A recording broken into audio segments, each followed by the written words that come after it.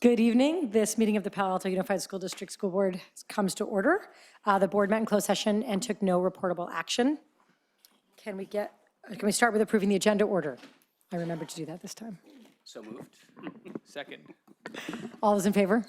Aye. Great. Okay. Let's move on to the consent calendar. These items are considered routine and will be approved in one action without discussion. If anyone wishes to remove one, it will be considered under action. So moved. Second. All those in favor? Aye. Aye. Fantastic. Are you supposed to say we met in closed session and there was no reportable action? I did. Okay. Okay. Okay, moving on to open forum. I don't know if these cards are all items. These all relate to special ed budget. They're listed as open forum. I gather the people are here. Yeah. Should we take them? Yeah, special ed budget sounds open forum-y to me. I mean, we already have budget. You think it's under budget? As an agenda item, but it's our budget. Yeah, that's the problem. Budget's on the agenda. Clearly. Because it falls under budget in general. I would suggest. Maybe they want to talk about special ed and not talk about budget in particular. Yeah, maybe. Only they can say what they're interested in talking about. I see some nods in the audience. I can tell you the discussion item on budget is the first item. Is the first.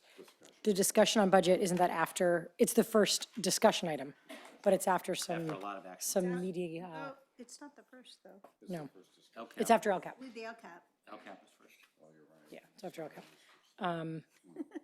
Yeah, I mean, it's two So listed for. if you're going to be discussing budget, we're going to have a budget item that will probably be getting to you around 8:30.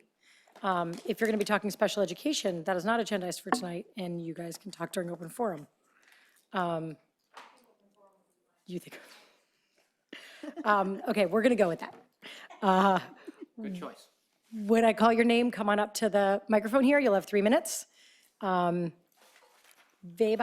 Vihash, Lian Vu, and Allison Guan. And please pronounce your name correctly for the record. Go ahead, Alice. They want to change the order. Is that okay? That is okay with me. Just announce your name, please, as you come up. It's just the three of you, same topic. I'm Allison Guan on behalf of the Palo Alto CAC. The CAC believes PAUSD continues to place students with disabilities in co-teaching pairs into classrooms with inadequate support to serve students through instruction. We find that there are no checks and balances and insufficient capacity to ensure quality and consistency in the special ed program. The district is tackling operational controls, but 6 years of prior review point to the fact that special ed's problem is not lack of control, but lack of measurable outcomes, evidence-based instruction, and staff collaboration. Improving controls is independent and cannot stall reform that is warranted and was already promised. Communiques on the budget give no indication how the district will deliver on this first promise. Special ed is characterized as an out-of-control cost center rather than an opportunity to support site-level instruction. District-level decisions and their stated rationale aren't matching reality for students and staff. We believe the concerning spike in NPS, mental health, settlement, and litigation expenses is due in part to secondary students not receiving sufficient instruction early. This trajectory will not abate without investing where we failed to spend when full inclusion was first implemented. Our resources are wasted on a cycle of triage and angst rather than deliberate intervention. Our students and staff suffer. First off, co-teaching serves students with IEPs and is a Tier 2 intervention for 504s. Sites know the instructional minutes written into IEPs and communicated these needs for staffing allocation, training new co-teaching pairs, and collaboration time. However, the published budget likely won't meet our high school needs next year. Secondly, most IEPs are for SLDs like dyslexia, so getting more students reading is a game changer. Last year, a new program helped 50 high schoolers with dyslexia. This instruction is now in jeopardy. Where is the budget for screening, dyslexia instruction, and general educator onboarding? Finally, we face teacher shortages exacerbated by high housing costs. The special ed pool is even more limited, and ongoing instability in strategy and budget leaves the door wide open to turnover, inexperience, and insufficient staffing. The board assured us that special ed was a priority, but absent actions, we continue petitioning for recommendations in the vision for special education, transparency in decisions that impact students and staff, and money to reform special ed. CAC foreshadowed the need to secure funding and buy-in in February, in December, and again in mid-May. Still, our community's concerns go unaddressed. We strongly recommend that you approve additional special education funding, and rather than piece together announcements, we request a forum where stakeholders and decision makers can dialogue. For now, it feels like we're stalled at best, reversing course at worst. Thank you. Who's coming up next? Hi, I'm Lynn Vu. I have a rising freshman at Pali with an IEP. He's in a tough spot because he's too high to be in a special day class, but he can't really function in a general ed class. So we're really hopeful that the expansion of the co-taught classes at Pali will enable our son to get a college prep diploma. That's our dream. We've been hearing a lot about no cuts to special ed. This is not true for Pali. Currently on the chopping block are 6 positions: school psychologist, instructional specialist, inclusion specialist, and 4 special ed teachers. This seems like a risky strategy as overall the student headcount is increasing. Our son, who is part of Jordan Green, this last 8th grade promotion, was the largest graduating class at 402 students. Most of them are heading for Pali. With an increasing student population and efforts to roll out more co-taught classes, how will Pali conduct timely and effective psychological evaluations and ongoing assessments with 1 less school psychologist? Who will guide and train general ed and special ed teachers without an on-site inclusion specialist in both ongoing programs as well as newly minted general ed and special ed partnerships? With an increasing caseload due to the cuts in the number of special ed teachers, when will the remaining SPED teachers find the time to work with their general ed co-taught partners to generate lesson plans and address unique student needs? What happens to the new programs like the reading interventions for students who are woefully behind? It may seem very easy to cut and point to short-term benefits in terms of dollars and cents. Before you make these cuts at Pali, please consider 2 questions. Would you feel good about this as part of a solution to the widening gap between our vulnerable special ed students and their neurotypical peers? And are you confident the extra savings won't be at the disservice to students and result in a significant spending increases for legal fees and non-public school placement? Please think about those 2 questions. Thank you.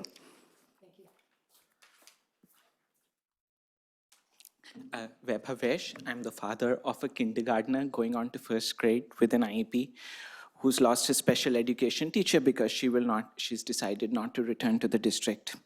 My concern for the special education is to what extent can we really ensure good learning outcomes for students absent clear metrics which are shared transparently with the families and the community?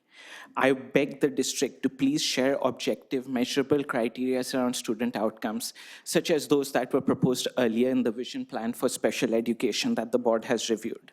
How do we measure if this budget or any other action we are taking is going to improve student performance on their IEP goals? I don't know. There's no baseline. If there is, could you please share it? Will this help increase or decrease the number of students that we have to send outside of the district for education because we are unable to provide them appropriate education here, typically at a higher cost? Please share that information. How much are we spending on out-of-compliance penalties and litigation fees because we were not able to provide appropriate education or placement for students?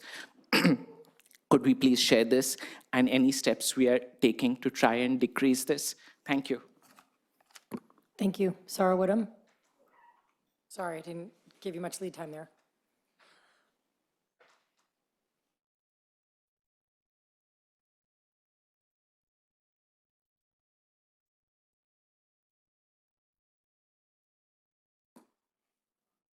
Hi, Sarah Woodham.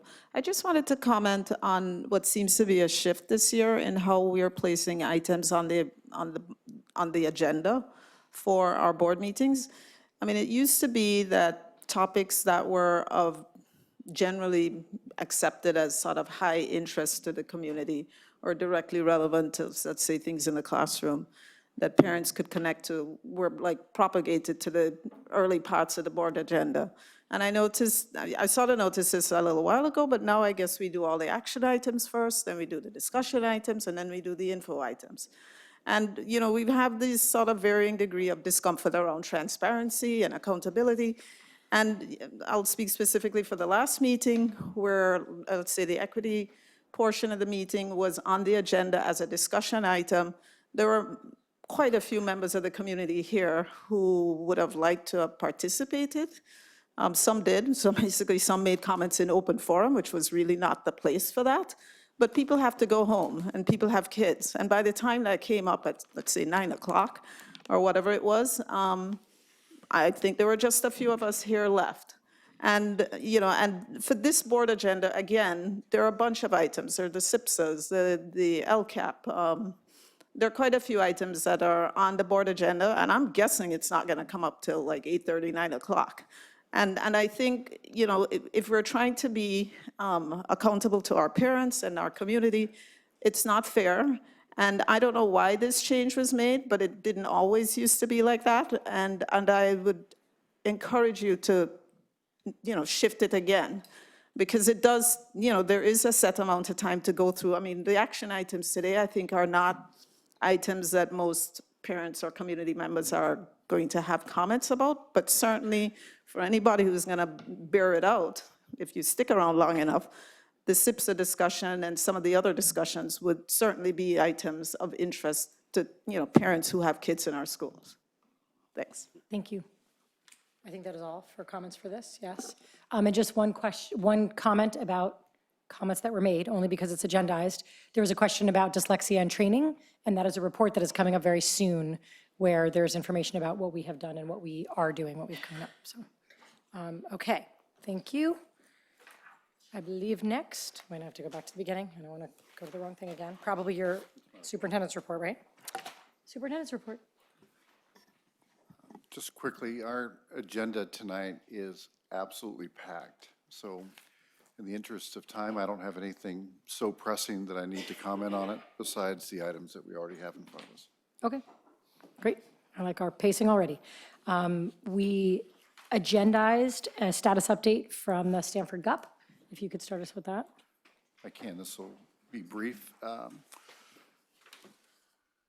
We have no significant change in status as it relates to our position with the Stanford University GUP. Our board has already taken action to pause our interactions directly negotiating with Stanford, and Stanford continues to routinely, verbally and in writing commit to the terms that we had already negotiated.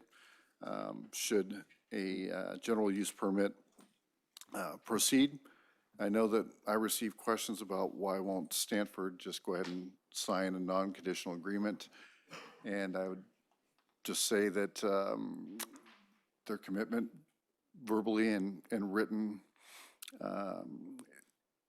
has been unchanged, and it doesn't matter which person from Stanford is saying the words, they're identical. As far as why they won't sign an agreement, I would leave that to Stanford to answer. So that's all I have at this point on the topic, but I can take questions or comments from the board. Okay. Mr. Collins. Thanks for that update. I just want to underscore what you said, which is that, and this is what I've seen as well, is that in the public, I've seen everywhere from President Tessier Levine on down confirm that they were committed to meeting the terms of the tentative agreement that you had reached with their negotiating team, and I hope they do. Have you had any discussion with the county about their plans or their position vis-a-vis? I mean, because now this is basically in the county's court, right? Right. I've had 0 conversations with the county. that is effective the day that they stepped away from development agreement talks with Stanford. Since that announcement, we have not had a discussion at all.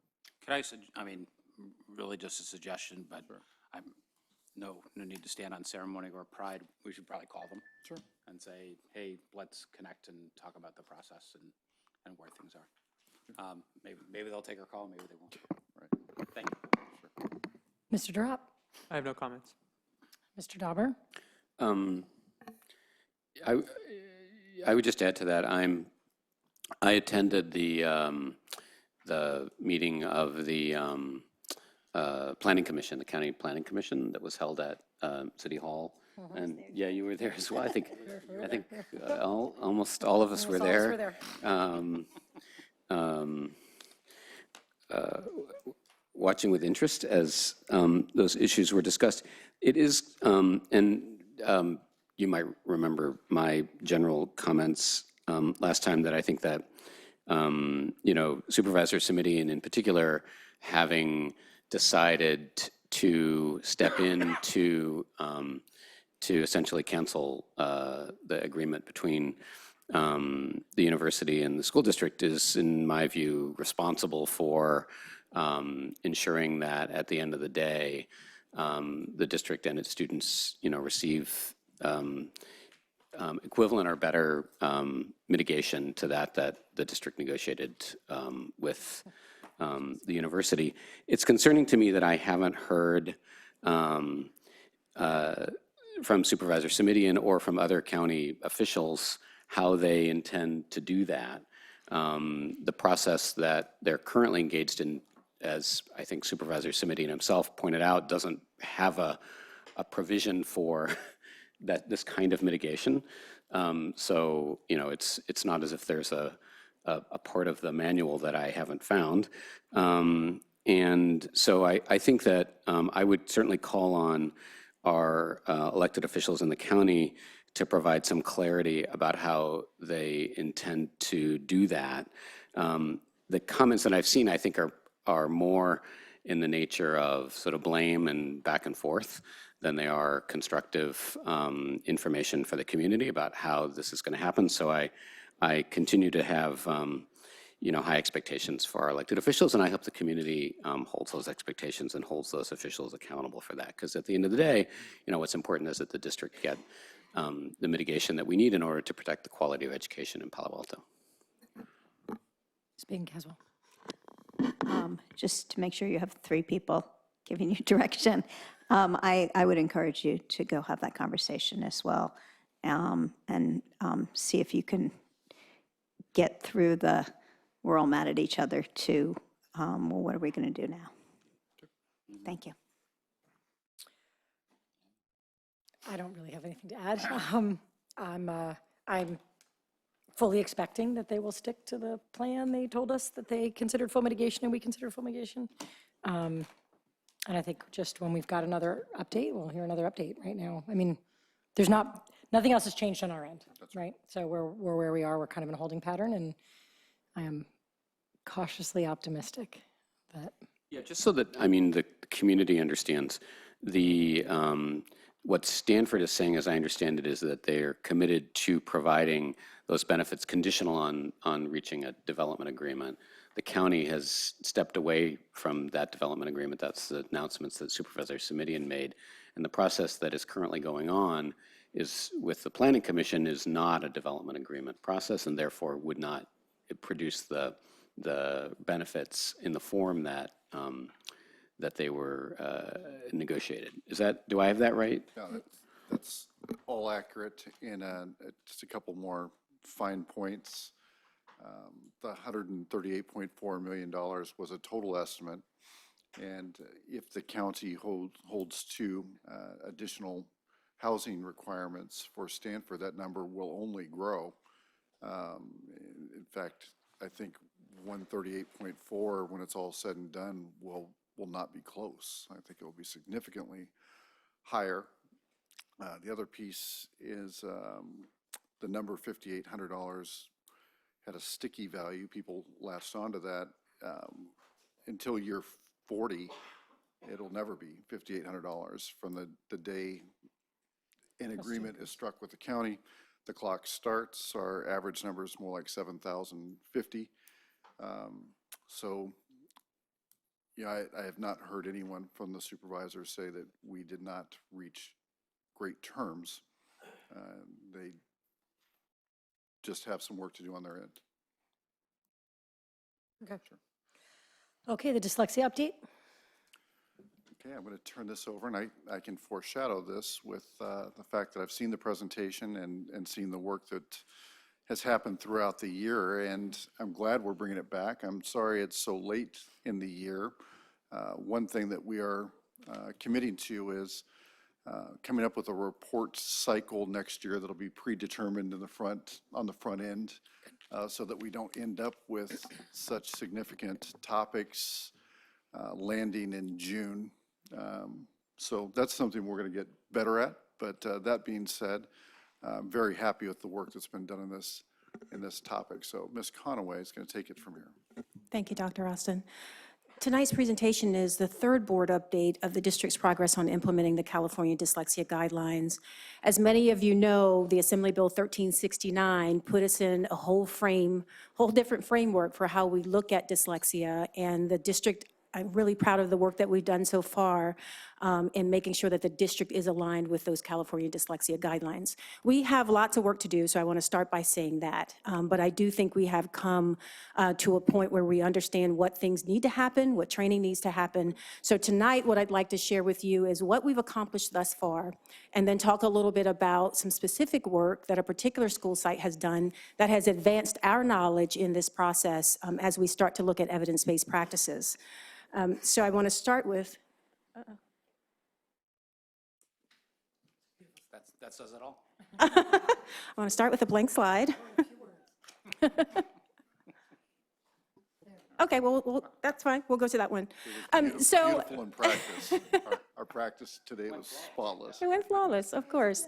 That tells you a little bit about the focus of the dyslexia guidelines, which is how do we ensure that we're improving educational services for students and developing some specific guidelines, not as broad as the California Dyslexia Guidelines, but those that are specific to this particular district and how we're going to be implementing those standards. We weren't completely in the dark when we got the California Dyslexia Guidelines, but we were a little bit in the dark. Prior to the Dyslexia Guidelines, we were identifying students for reading disabilities, but did not specifically identify students who had dyslexia markers. So I think we have come a long way. 100% of our schools right now are actually implementing assessment strategies to identify students with dyslexia. And when I say 100%, we mean every school, every psychologist is now assessing students using the appropriate tools that are aligned with the California Dyslexia Guidelines. The focus of the work, not just this year, but in prior years, has been on developing a clear process and procedure. You'll find in your printouts that there is a framework that lists the steps that educators should follow when they suspect that a student has dyslexia. So that is going to be one of the guiding documents for our educators as they proceed with the work. But one of the biggest components and one of the, the focus that we've had this year is on making sure that our educators are fully equipped to both identify and address the needs of students with dyslexia. So you see there, the focus of the work focuses on those 5 core areas, and this is the exciting news. We now have an MTSS coordinator or coach to help us implement the comprehensive approach to dyslexia. We just signed on Hillary Miller. I'm sure you've heard her name. Hillary will be taking on the role of MTSS coach under the equity lens and helping schools address all of those 4 components that you see there, mostly kind of focused on the multi-tiered intervention and UDL work. So we are expecting to launch this work in a much faster pace than we have before, since we do have a dedicated individual on the work. And much of Hillary's work will be on making sure that she is providing direct support to school sites on all of these 4 key areas. So I won't read through all of the highlights because I gave you an overview at the prior board meeting. But for 2017, the focus was really on building capacity. So we started with awareness training. We do still have a lot of work to do at the secondary level to make sure that our secondary educators are up to speed as well. But we also did our first pilot over the summer at Hayes Elementary School, and you'll hear about that tonight. But if you want some specific details, you can certainly read the, the section in the handout that lets you know exactly what things have been accomplished. When we moved into this year, our focus was on developing the process. And that process was about how do we start? How do we make sure that we are intervening early enough so that we can provide the appropriate intervention? Prior to the guidelines, we actually had a standard intervention at the elementary level. We often funneled students at the secondary level into Read 180, but that was not necessarily the most appropriate or aligned instruction for students with dyslexia. So I think we've gotten a better, done a better job of identifying those programs and services that are more appropriate. And then finally, we started to think about what our next steps are going to be. I think the MTSS coach will be a critical element of that because that's going to ensure that we continue to deliver a robust system to make sure that everybody is clear on what the process itself should look like. So ensuring that every school has access to the training. We are expanding the training. Right now, we're doing a summer institute coming up for Orton Gilliam, which you will hear a lot about in the coming years. And hopefully, by the end of next year, most of our educators will be trained in a particular program that's appropriate for students with dyslexia. And finally, this is probably the most exciting part for me. You see me there, I'm observing the person you're going to hear tonight, Carrie Manley, deliver some specific instruction to our kids. I met Carrie at the dyslexia awareness training and her team, and I have to tell you, since meeting her, I have been extremely impressed with her passion. But not only that, Carrie represents our commitment to ensuring that our aides are prepared enough to deliver high-quality supports to our students. If we can replicate what we have done with Carrie here and what her principal has worked with her on, we could really leverage the support of our aides if we provide the right amount of training. So I don't want to get lost on the fact that we have high-quality educators who can provide this. We also have high-quality aides who can provide high-quality support to our students as well. So Carrie, I'm going to call you up to the podium just a moment.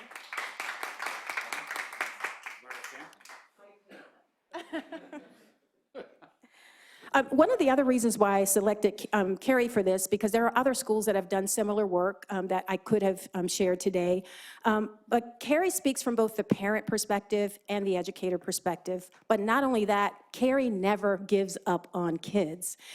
Carrie calls me General Lana, and I call her Soldier for the Cause, and she is willing and able to do anything that's necessary to meet the needs of our kids. So Carrie, you have the floor. Thank you. And to the parents from CAC, I have a son, 22, has dyslexia and ADHD, and then a neurotypical and fabulous daughter, Ellen, who's 19. So I have walked your mile or crawled your mile, and I know it's hard. And what I want to help every kid, and I want to help our district with this. So I do want to say first a huge thank you to the school board members, because your vote with the resolution for dyslexia, I don't know if you can appreciate it, but it was a complete game changer, because up until that night, it was sort of like Baltimore. You couldn't say the word dyslexia. So you actually made it okay. You cannot get up that mountain if you don't first acknowledge that it's there. And that was a very powerful thing.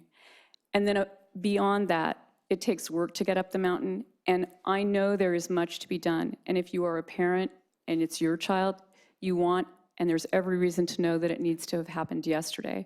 But when you have an organization that has 11,000 people, students, and plus, and you don't want to you need to do it carefully and mindfully, so you kind of need to go slowly to do it fast. So both things are true.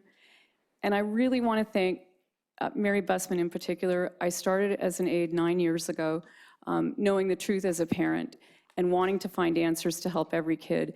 And Mary, you have had the power of yes. You let us innovate. You trusted us. And at the same time, you held us completely accountable. Everything had to be based on data. And that was the standard that I completely respected. We've stood nose to nose and said no to each other. And, it's been it's been a respectful and incredible learning experience for me, and I think you've really helped children, so thank you. And then that is really where it comes down to. Our best teachers are our students. They can let us know what that mountain feels like, what it's like to be on it when it's alone, and what it's like when someone reaches and says, I can help you, or together we'll help each other. I want to introduce you to one of those students. This is Rob. He is my nephew. He's actually 17. He just turned 17. And when he was in second grade, he actually was having great difficulty in reading and writing. And I know that the quote might make some people cringe because no one ever wants to think of a child thinking that death would be better than what it's like to go in the classroom. But I spoke to him today on the phone, and he said, even at that age, I knew what it would mean to die, but it was so hard to go in the classroom that's what he felt then. I want you to know the miracle of Rob. He has been working so hard. He's sick of people telling him how hard he works. But for the last 5 years, he's come out and volunteered as a summer learning buddy to help younger kids here in our district learn how to improve and read better and write better. And it's still hard for him. But here's the miracle. Rob called me a couple of weeks ago and said he wants to be a teacher, a kid who wanted to run away from the classroom. His mother has a PhD in education. When her son had those feelings, she did not know what to do. So to CAC, I know we want these people to have all the answers right away, but these are complex issues. And at some point, we have to trust each other and verify and try to work together, because it's not a quick run, it's an ultra marathon. So a lot of families might choose Linda Mood Bell or private tutoring, private school, or litigation. And while lawyers argue and parents pay, a child waits. And some families, many families, cannot even begin to consider the items on the green column. So that was why back in 2010, a very small group of teachers, but with the support of principals, including Mary, we put in I'm a paraprofessional, and at that point I was just a parent, but we put in a grant with PI to try and find some intervention models. And so you can see we did vetting, we found something called phonographics, and we thought, okay, let's explore this further with Mary's support. Because what we knew from Sally Shayowitz's work of overcoming dyslexia is that method matters. Students who have dyslexia, it's really like giving them the pieces of a puzzle. It's a jigsaw puzzle, but I'm not going to give you all the pieces. So you go ahead and try and put it together, and you won't have that satisfaction of being able to read it well, being able to put the puzzle together. They need explicit multisensory experiences to get it to lock in. And so we knew it also had to be done with frequency and intensity, and so that was the standard we were looking for. And then we wanted to vet it. So we did numerous, Mary can't probably count the number of pilots and different strategies we tried to try and take a one-on-one tutoring program and make it work in a school. One of them was a pro bono project. This was actually done at summer school. We had a lot of EL students, many of them struggling with reading and writing. The experimental group got phonographics, hands-on instruction. The control class did not. So the students in the phonographics group gained 33% in their foundational phonemic skills. They were building the house they needed for reading and writing. Less than 1% for the control group. So from that, we did another program last year, and I don't have a slide for this, but I just want to tell you that one was done with some IEP students as well as gen ed students. The IEP students went up a full level in 3 weeks of intervention provided by summer learning buddies, many of whom are sitting in this room. They are graduates from our school district who have for years stood by me, first in my backyard and now in our schools, to help kids. This year, I worked with the direction of our reading specialist. That's another thing that came from this, having the district say it's okay and having Lana lead the way. Honestly, that made it really good to work with my our reading specialist under her direction, and that together we could triage and know which first graders need what. The special ed kids made a gain of 41%.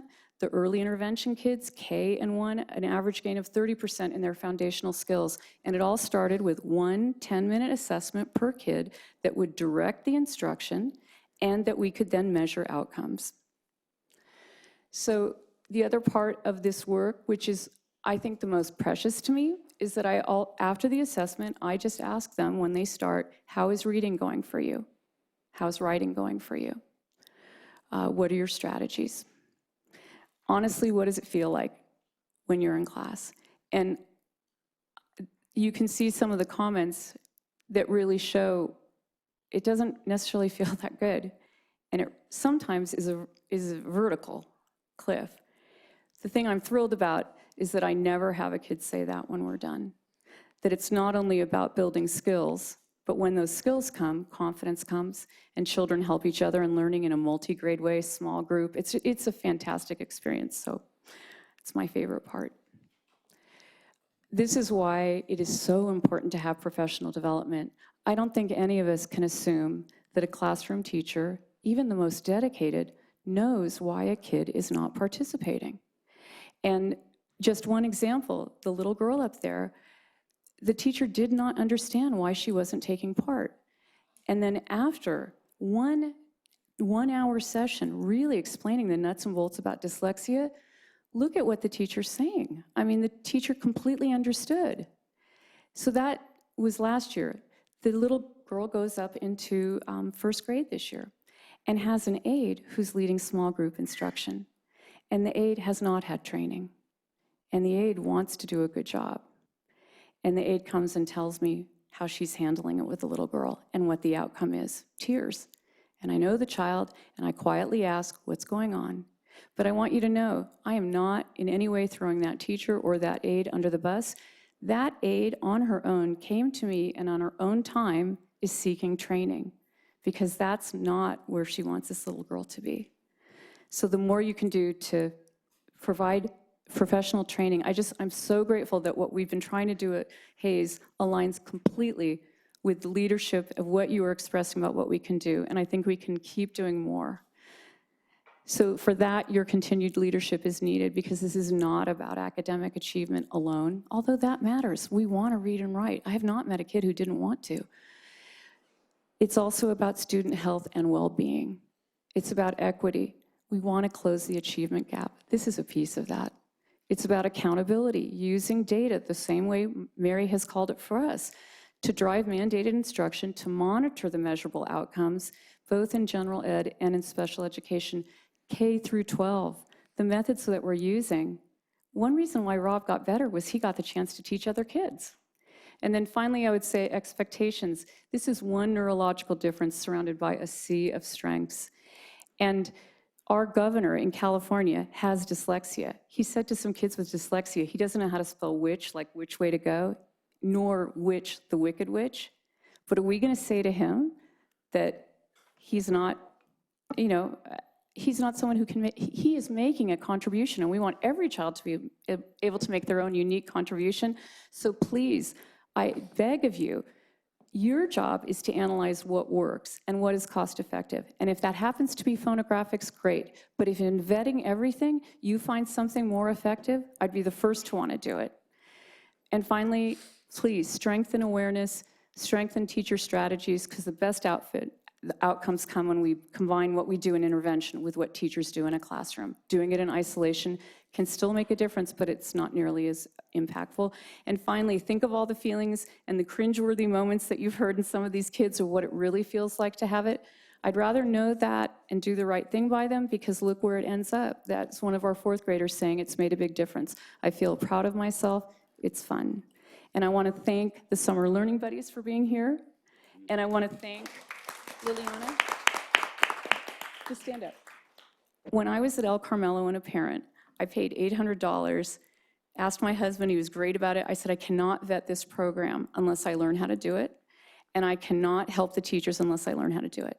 I went to 4 days of training, I walked out, I believed in it, and I had no idea how to do it. So I want to thank Liliana, because Liliana was the first student I ever worked with at El Carmelo, and Liliana, you are the person who taught me how to do this. And I hadn't seen Liliana until, last weekend? In Macy's. I hear this voice, Carrie, Carrie. I didn't know who it was. And guess what? It was Liliana after all these years. She's going to Gunn. She's going to be a freshman. She says I'm speaking for you, but okay. She said that spelling is still hard and she picks easier words because she doesn't know how to spell the harder words. So I want this summer to work with Liliana. I want to do some training for working with teenagers. Maybe there'll even be a teacher from Gunn or Pally who wants to learn with me, because there is still a mountain to climb for Liliana, because you are an awesome young woman and you taught me, and maybe you'll teach me how to do it better for older kids, because I know we can do it. And I really appreciate this chance to talk with you. And I so appreciate what our district is doing. And I am done, General. Thank you, Carrie. You can see why I chose Carrie. She's extremely passionate about the work. But before I close, I want to make sure that you all had an opportunity to look at the 3 major components of this work. I tried to create the best excerpt I could of the handbook because it was too big to print for you all. But the important piece of this is the screening elements and the guidelines around that screening. Early identification is the key to this work, because if we can't find the kids, we can't serve the kids. So I want to make sure that both the community and the board is aware of the work we are doing around screening. We've identified an appropriate screener. We are training this summer on that screening, so we hope to get that up and moving for both our psychologists and reading specialists moving forward. So that's going to move along. And then the service delivery. I want to make sure that people understand how to incorporate the service model within a 504 plan. The 504 plan is not just a set of accommodations. It certainly could include intervention, and what that intervention looks like is key. And then lastly, the specific intervention around OG methods. And as you can see, we're saying OG often, and you'll hear it 100 times before life is over. But Carrie has introduced and vetted a phonographics program that we are allowing some flexibility, because we've seen the level of outcome that we can get with that particular strategy. So our objective is to increase the toolkit. It is not to identify one program, one method, but it is to make sure that all of our teachers have the tools they need to serve our kids. And now I'll open the floor to questions. Thank you. Ms. Payton-Caswell, would you like to start us? Yes. I can't tell you, after 11 years on the board, to finally have somebody come forward with a real plan. I didn't think I was going to get emotional, but I am. I met Carrie, I don't know, I want to say 14 or 15 years ago, and she was at her wit's end because her son was having such a hard time in school. And my son was much younger at that time, so I just sort of listened to her and tried to help her navigate. At that point, I wasn't on the board yet. And then my son went to school, and he went all the way through elementary school with one problem after another. I can't tell you how many different things we tried. Everything from OT to eye exercises. We didn't know what was wrong, and neither did any of his teachers. In 7th grade, his teacher, Kyle Hart, who I'll always remember really well, called me up and said he was having problems reading, and that Kyle was taking him out every day at lunch and reading the social studies materials with him, because he knew that he wanted to participate, and when he could participate, he was adding a lot of value, and he was enthusiastic about it. But there's no way I could expect every teacher to take my son out. And if I was having this problem with a kid who was very intellectually curious, this was happening all over the district. We didn't know how to address it. We didn't know anything more than, it's like, wow, he walks around with a book all the time. He knew that that was one way to get people off his back. When I read this presentation here, the list of quotes, you might be pained by this. I wanted to show this to my son today, but I think he probably would have started crying. I started crying reading it. I think it was last year, we had a presentation on dyslexia, and we were told that 1/5 of the population has it at different levels. I have it myself a little bit, but nothing like what my son had. Anything we can do to screen early and provide, I'm so thrilled we have an MTSS specialist on this, because I think that the strategies we use to help dyslexic kids will actually help a lot more than just the kids with dyslexia. It's scaffolding to help people that are struggling with reading. So I'm thrilled about this. I'd like to find out how we make sure that this happens and what supports need to be in place so that it does happen. And I'm thrilled that there's some screening that's going to be done in 6th and 9th grade. I do think that some kids are really good at faking it. And when you're really good at faking it, you might not get caught till later. And then we're going to have kids come into our district later on, and they might not have been screened earlier. So this is really, really important. I will tell you that in the end, I took my child out to Linda Mood Bell for several months, and he hated it. He hated every minute of it. But now he can read, and he's in college, and he's doing great. And I'd like it that we could address this in our own district and not have to send people out. So thank you very much for bringing this forward. Thank you. Mr. Collins. Thanks for the update. I'm glad that we're doing work on this. I am hopeful, Dr. Austin, on the next time we get a report on this and on anything like this, that it has some numbers in it. How many kids are, if we're going to be screening all the kids, it would be great to know what our baseline was and how many more kids we have identified, if any, including at the higher grades. It'd be great to know how many kids are getting what kinds of interventions and how much we're spending on that kind of thing. Because this is, I mean, as we've talked about before, this should be an investment model, right? I mean, I'd said before, and I would say it again because I still believe it, I would love to see us spend $10 million on improving the results of students with dyslexia in our district. Because at least based on what I've heard from our staff, this could be one of the most leveraged investments we could make in improving district outcomes across the board. But you can't invest that kind of money unless you have an investment case that shows how many kids you can help and what it's going to cost to do it and what kind of results that you're getting in the end.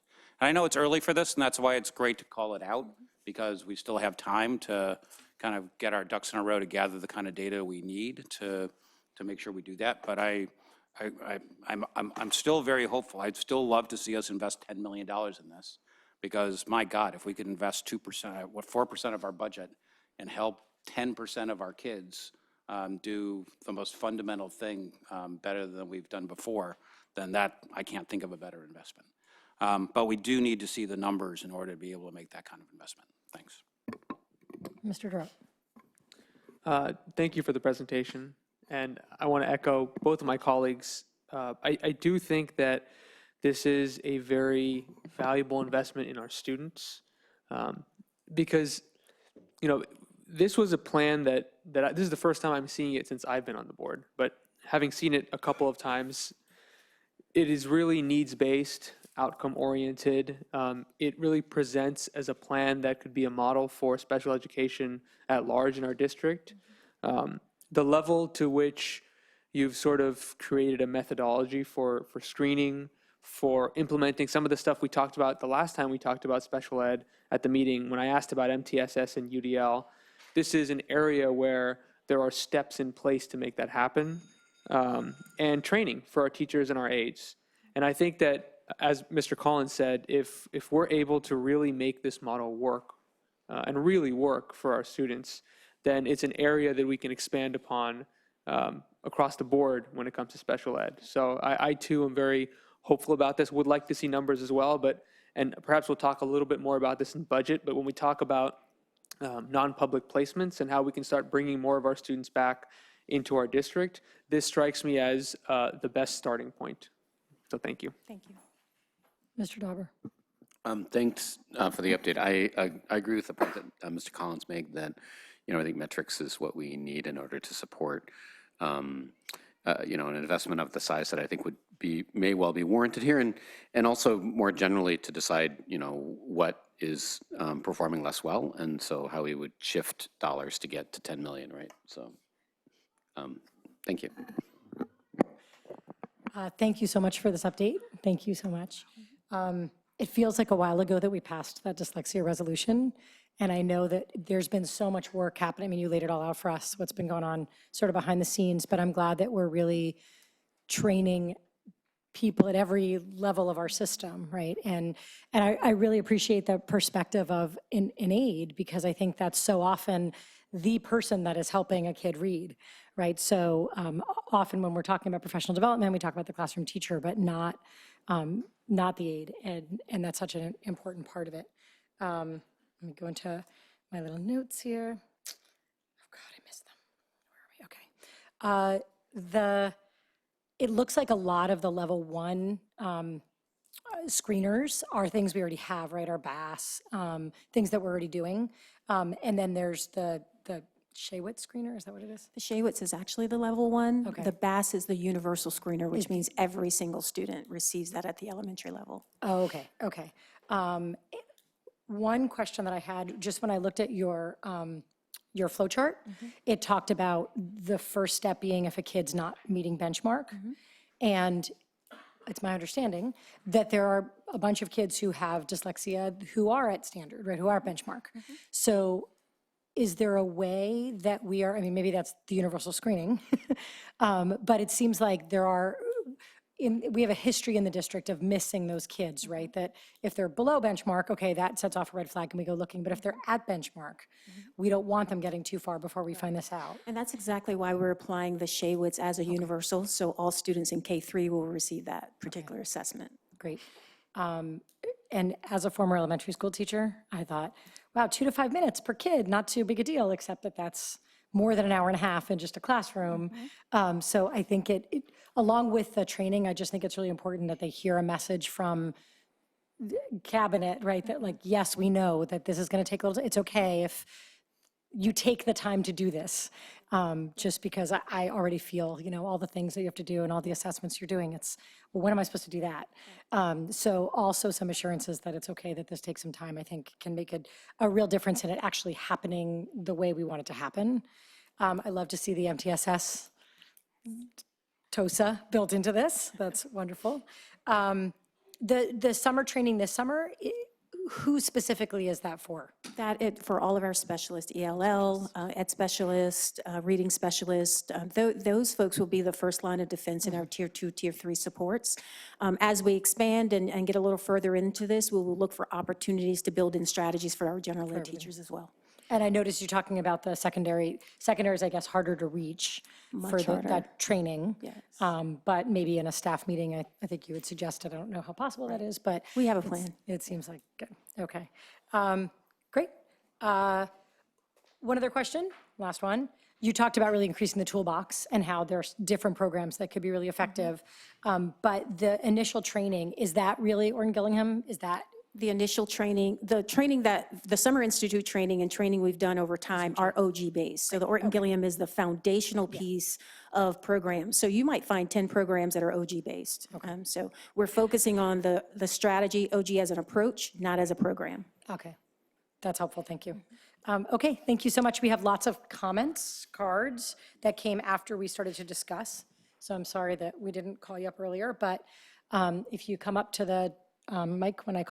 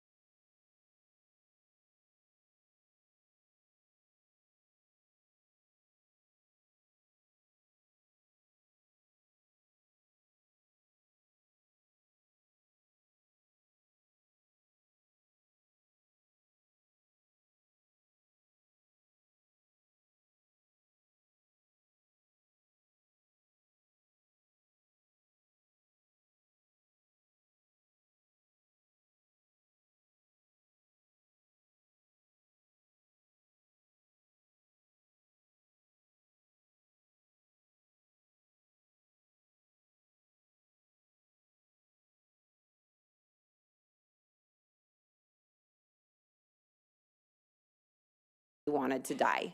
It was just too hard for him. So at that point, I took him out and put him into a private school. I'm a nurse, came from work in my scrubs. I started working 7 days a week to pay the private school tuition because it was my child's life.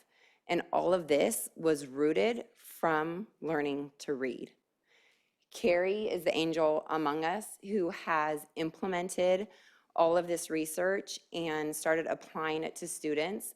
So not only is she changing their lives with the ability to read and further their own education, but she's preventing some issues with anxiety. She's preventing issues with depression. She's preventing kids from having no self-worth by getting in there and intervening at an age before they may recognize it. And that's what brings me to my youngest son. He has been one of the participants in this study. I jumped with joy when she asked if we'd be willing to be part of this study. I was like, absolutely. And I am just so thankful for this program and the funding and the support that you guys did to start this trial, because my oldest son couldn't read in 3rd grade when I had to pull him out. And now my youngest son, who I felt like I was noticing similar patterns in kindergarten, has benefited from this intervention. And now at the end of, and he's finished his 1st grade year, he's able to read. He's not able to read at grade level, but he's able to read, which is more than my eldest son could. So if we can preemptively avoid these issues with simple training methods for the aides, for the teachers, and apply it to all students, we're speaking a lot about dyslexia, but all students can benefit from these methods and these toolboxes.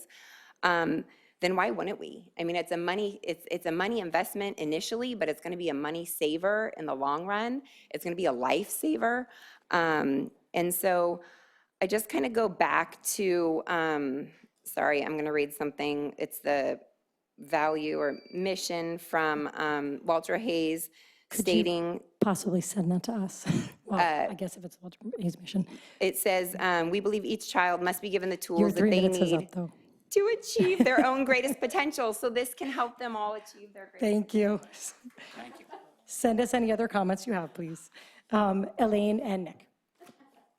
Hi, my name's Elaine Heel. I'm also a parent, and I agree and echo everything all these other parents have said, and the board members as well.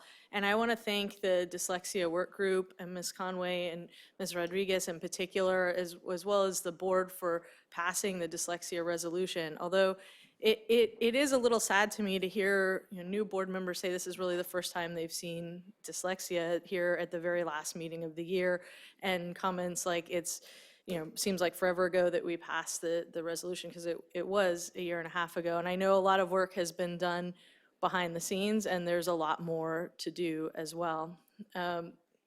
So I hope that we can continue that work. And we talked also about having numbers and needing to get numbers to get a real plan, and I totally agree with that.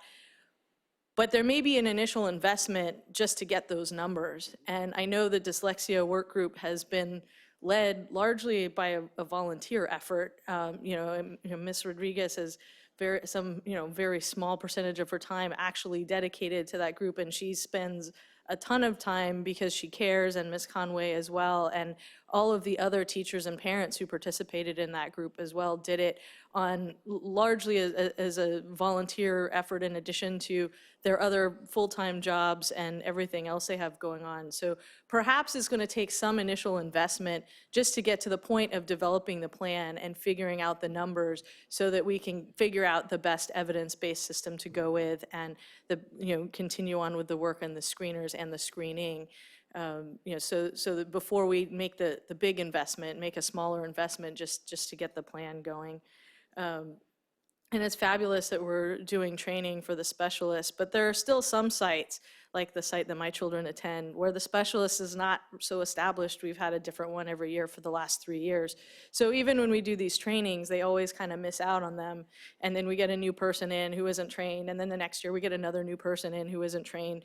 So also, to the extent we can encourage longevity and hiring of good people and retention of the good people, that will benefit our training objectives as well. And also using the resources we have within the district, like Carrie and her program, to try to build more systems going forward. And of course, also not forgetting the social emotional impact, as these other parents have said, because it really is huge at a very young age with these students and only gets larger as they move on into secondary.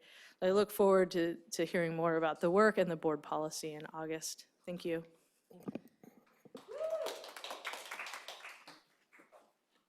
Hi, my name is Nick Koshnik, and I just wanted to add and advocate for the screening class and the additional support.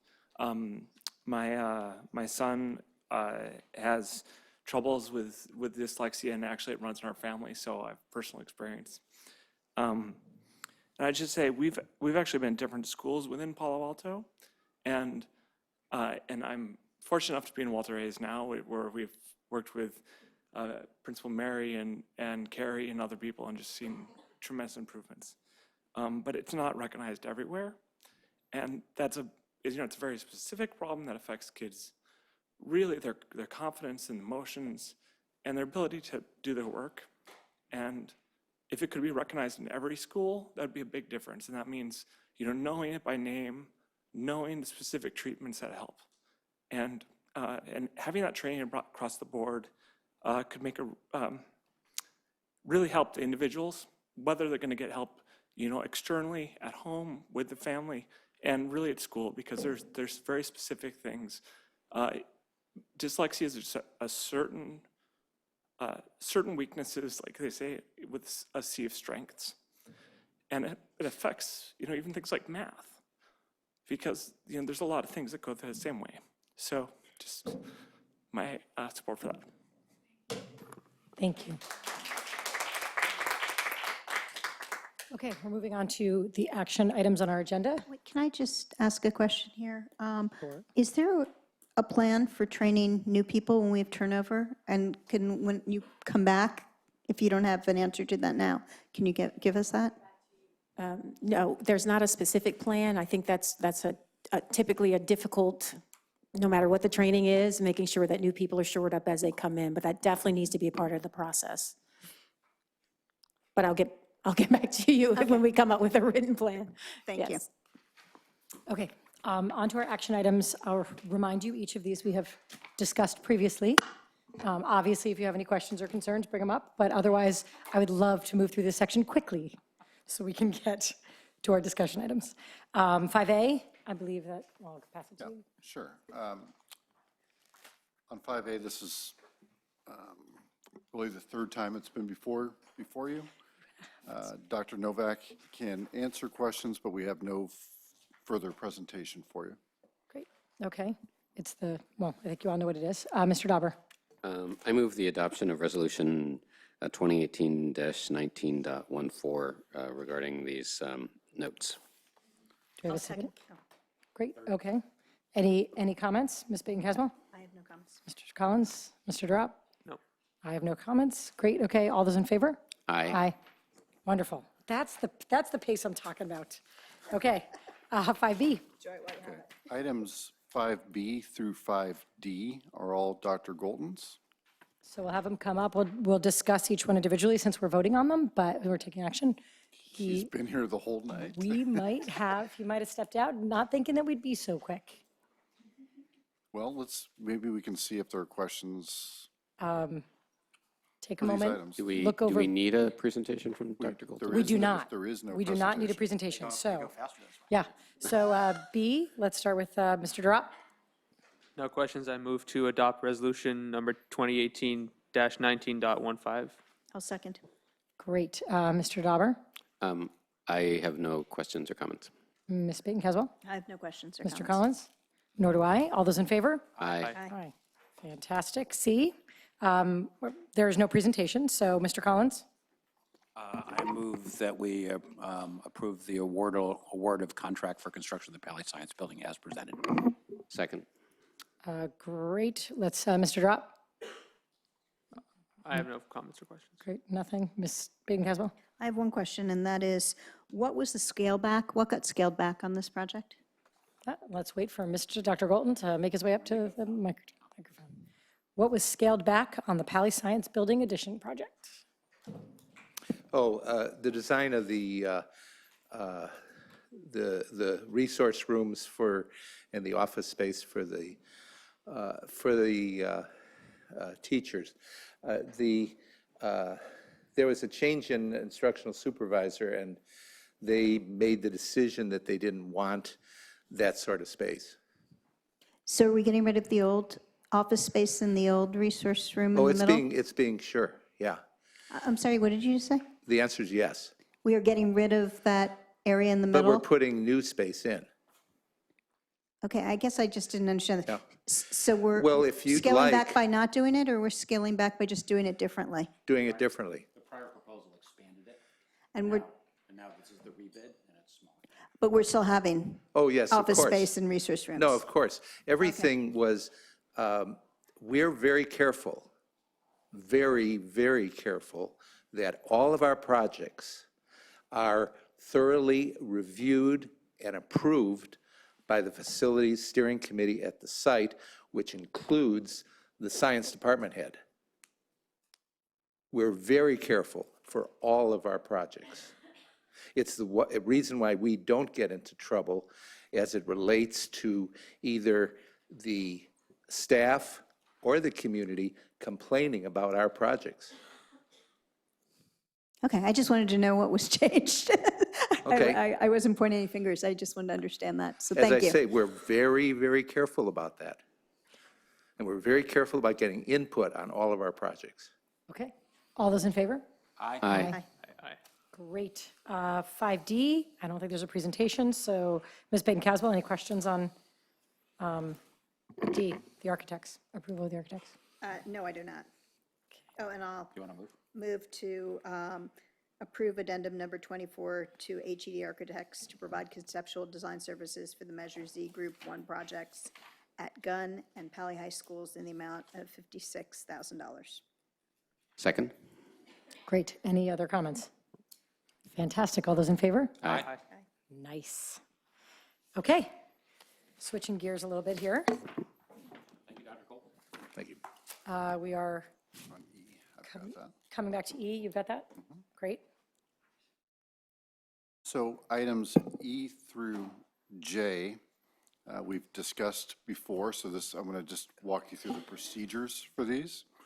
As a reminder, E is a compensation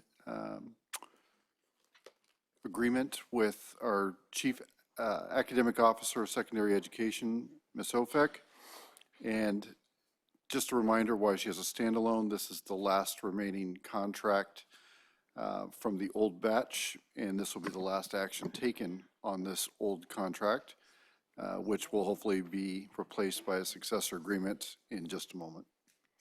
Great. And you can just, on this particular item, for E and F in just a moment, you only need to read the recommendation. There is no additional requirement.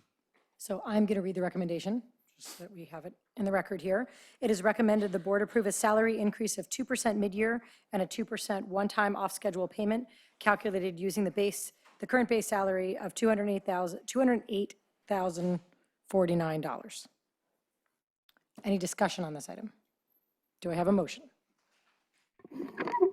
I move that the board approve the salary increase as presented. Second. Okay, all those in favor? Aye. Aye. Great. Okay. Now, that's a Item- little more complicated.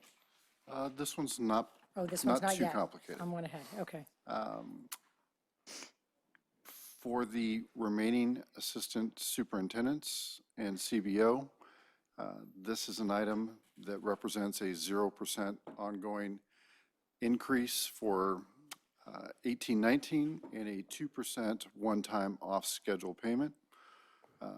In the same manner that you just did that one, we'd again? like you to read the entire recommendation. Okay. This item was discussed at the May 28th, 2019 regular board meeting. It is recommended the board approve the Chief Academic Officer of Elementary Education, Chief Business Officer, the Assistant Superintendent of Strategic Initiatives and Operations, and the Deputy Superintendent for a 0% ongoing salary increase for the 2018-19 school year, with a 2% one-time off-schedule payment calculated using the current base salary of each employee. Do you want a motion? I would love a motion. I move that we approve those salary actions as presented. Second? Any discussion? All those in favor? Aye. Aye. Great. Okay, now it's where I have to Excellent. clear my So throat. G through J, these are the successor agreements, being consistent with the wishes of the board. They are cleaner, take out things that had been there in the past, like longevity increments, different stipends, advanced degree stipends. These are just, the number is the number. Now, you may notice that the salary schedule was returned to discussion, and that is because we made some changes, including the addition of superintendent and general counsel. We thought that was significant enough to put it back on discussion. So this will be tied to something that will be approved in one more week. In these particular cases, I'm sorry that it is redundant, but we do need to do a verbal readout of the actual compensation pieces, and there's a script here for whoever reads the motion. You all get to hear my voice for a little bit. Okay, for 5G, which is for our deputy superintendent, the board in this agenda item will be considering entering into an employment agreement with the deputy superintendent. The financial terms of the contract are the following. Compensation, in consideration for the services provided under the employment agreement, the deputy superintendent will receive an annual base salary of $247,200. This annual salary represents step 2 of the attached salary schedule. Fringe benefits, the deputy superintendent shall receive district-paid health, dental, vision, and other fringe benefits in the same manner and subject to the same limitations as other contracted management personnel, as those benefits may change from time to time. Do I have a motion? I move that the board approve the contract as presented. Second? Any discussion? All those in favor? Aye. Aye. Okay, next. Should I just keep going? Yeah. Okay. The next one is Ms. Ofek, 5H. The board in this agenda will be considering entering into an employment agreement with the Assistant Superintendent of Education Services Secondary. The financial terms of the contract are the following. In consideration for the services provided under the employment agreement, the Assistant Superintendent of Education Services Secondary will receive an annual base salary of $225,538. This annual salary represents step 4 of the attached salary schedule. Fringe benefits, the Assistant Superintendent shall receive district-paid health, dental, vision, and other fringe benefits in the same manner and subject to the same limitations as other contracted management personnel, as those benefits may change from time to time. All those I move that the board approve the employment agreement as presented. Second. all those in favor? Aye. I didn't ask you if any. Okay, moving right along to the Losing momentum. 5I. The board in this agenda item will be considering entering into an employment agreement with the Assistant Superintendent of Education Services Elementary. The financial terms of the contract are as the following. Compensation, in consideration for the services provided under the employment agreement, the Assistant Superintendent of Education Services Elementary will receive an annual base salary of $218,969. This annual salary represents step 3 of the attached salary schedule. Fringe benefits, the Assistant Superintendent shall receive district-paid dental, health, vision, and other fringe benefits in the same manner and subject to the same limitations as other contracted management personnel, as those benefits may change from time to time. I move that the board approve the employment contract as presented. Second. All those in favor? Aye. Great, I think I've got one more. 5J. The board in this agenda item will be considering entering into an employment agreement with the Assistant Superintendent of Equity and Student Affairs. Said something different before. The financial terms of this contract are the following. Compensation, in consideration for the services provided under the employment agreement, the Assistant Superintendent of Equity and Student Affairs will receive an annual base salary of $212,592. This annual salary represents step 2 of the attached salary schedule. fringe benefits. The assistant superintendent shall receive district-paid health, dental, vision, and other fringe benefits in the same manner and subject to the same limitations as other contracted management personnel, as those benefits may change from time to time. I move the board approve the employment contract as presented. Second. All those in favor? Aye. All right. On to Your hearing, LCAP hearing. discussion. Yeah, so we're on to 6A, Public hearing time. public hearing. Yes, wait, I've got my words for that. Okay. We're going to start with a hearing before we have our discussion. So I hereby open this public hearing of the Local Control Accountability Plan. Any comments? Okay, I hereby close this hearing. And now we will move on to the discussion. Can I turn it to you? Yes. There she is, okay. I was making sure she was here. Just like we just closed it, maybe you're done. All right, fantastic. I'd like to bring Clarice Haxton forward to present our LCAP for the school district and to give us some background information about why it looks a little bit different this year and some thoughts about moving forward. Thank you, Clarice. Thanks. You have this slide.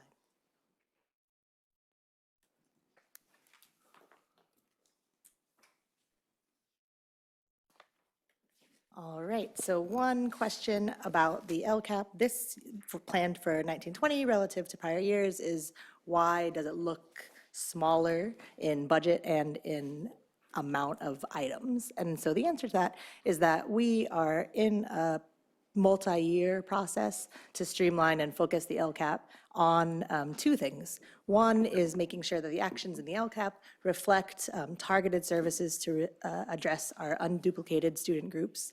I can explain that more later. And also to address all of the required priority areas and metrics by the state in the LCAP process. So in doing that, we have reduced the LCAP goals last year from 13 to 4, and this year from 4 to 3. And then also the total actions, we've been in a 2-year process to reduce the number of actions and focus what is in the LCAP. So last year we moved that from 47 to 38 actually actions, and then this year we're reducing that number of actions in the LCAP again to 17. This does not mean that we're spending less money to do work that is important, or that we're not doing work that is not reflected in the 1920 LCAP. It just means that we're not including it in the LCAP anymore. So two things. One is that last year, at the board's request, we added goal 4, which is called governance, communication, compliance, and relationships, or the other goal.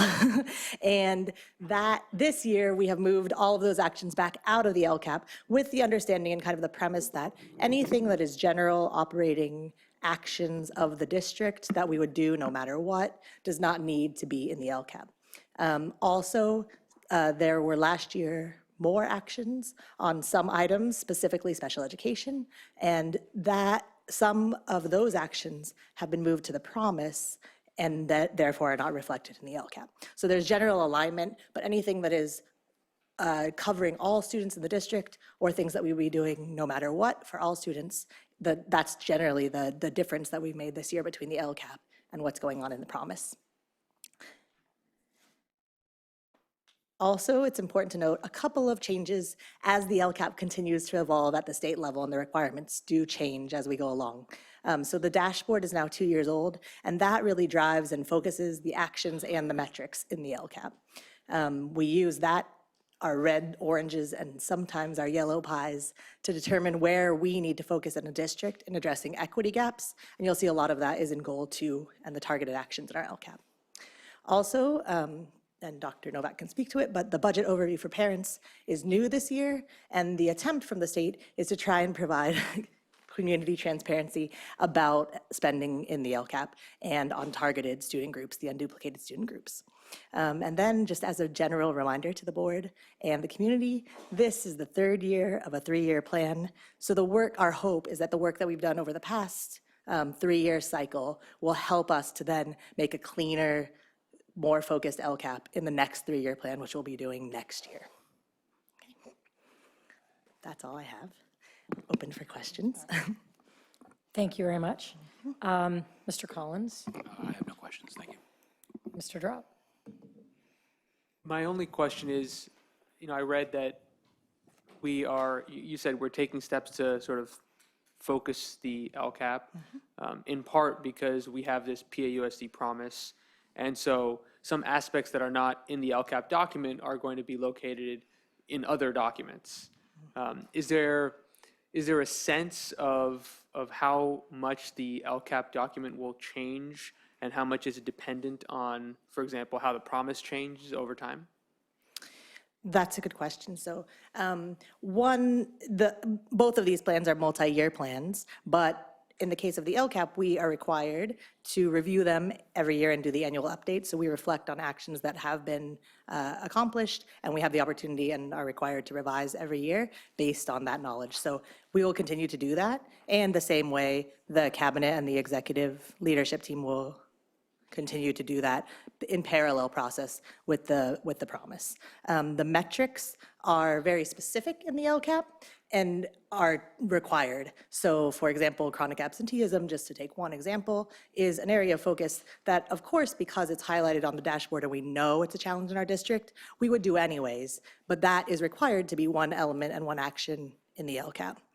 More broad efforts, so for example, in the LCAP, high quality teaching and learning, that goal 1 includes instructional materials, teacher certifications, and facilities. Those are the requirements in the LCAP, but that's a lot more fleshed out about really the work, the day-to-day, and our focus with both the chief academic officers in the elementary and secondary education departments. That work of the day-to-day and that we do for all students, that's an example of something that's a lot deeper in the promise, because it would be very unwieldy to include it at that detail level in the LCAP.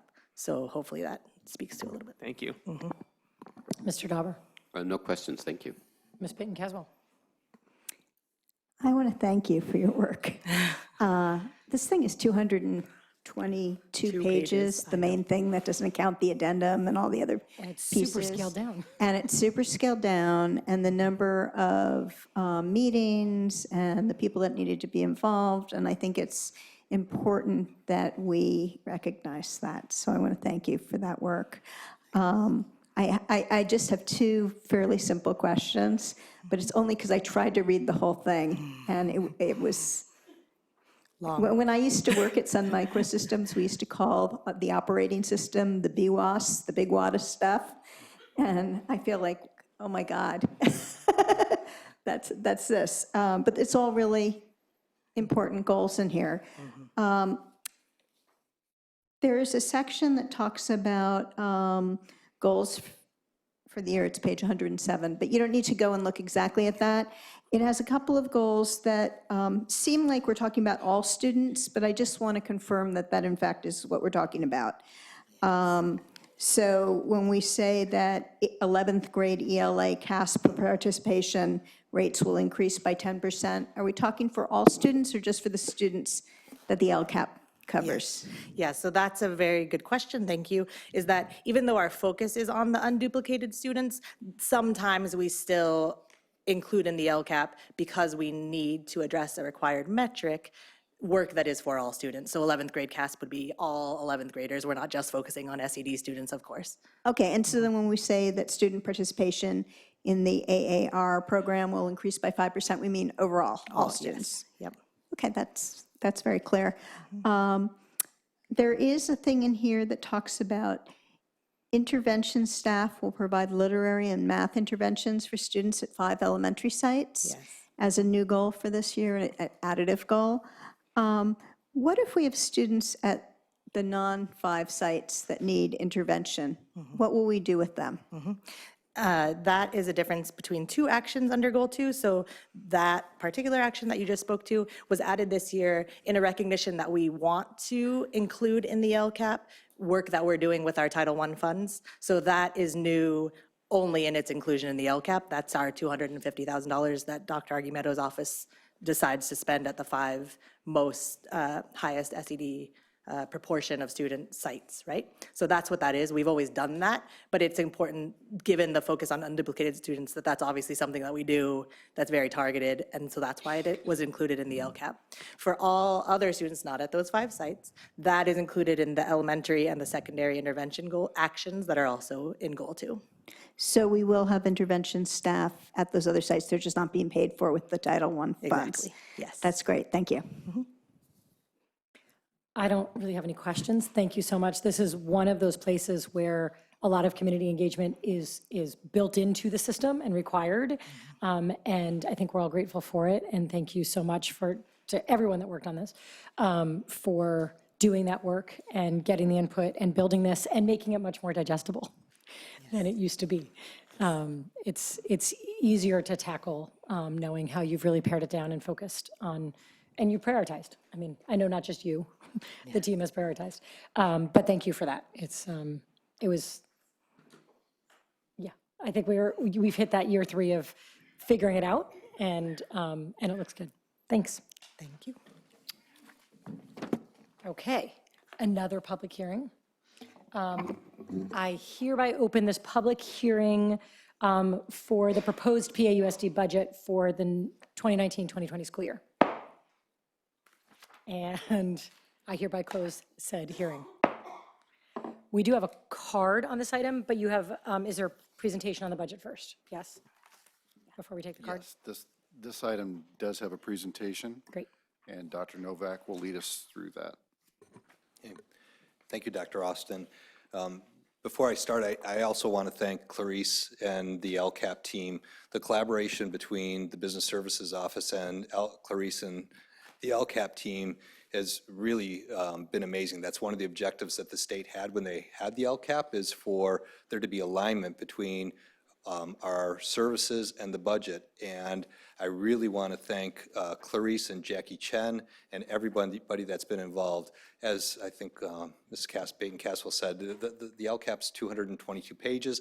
Our budget documents are more than that. There's a lot of work that goes between that. So thank you for all the work from Clarice, Jackie, and everyone that's been involved in that. For the budget, I want to, instead of going into the tons of data that we have behind the underlying data, I'll give the board a brief overview of some of the big items that I want to touch on, and then I'll go into a little bit more detail and then answer any questions if you have any. So the main thing that I want to point out is, for our multi-year projection, our district is in pretty good shape in terms of our budget when you look at the current year, the budget year, and then the outgoing years. So when you look at the chart, we have restricted, non-spendable, the assigned, the basic aid reserves, the economic uncertainties, and then the unassigned would essentially be the leftover money that we have after everything is assigned.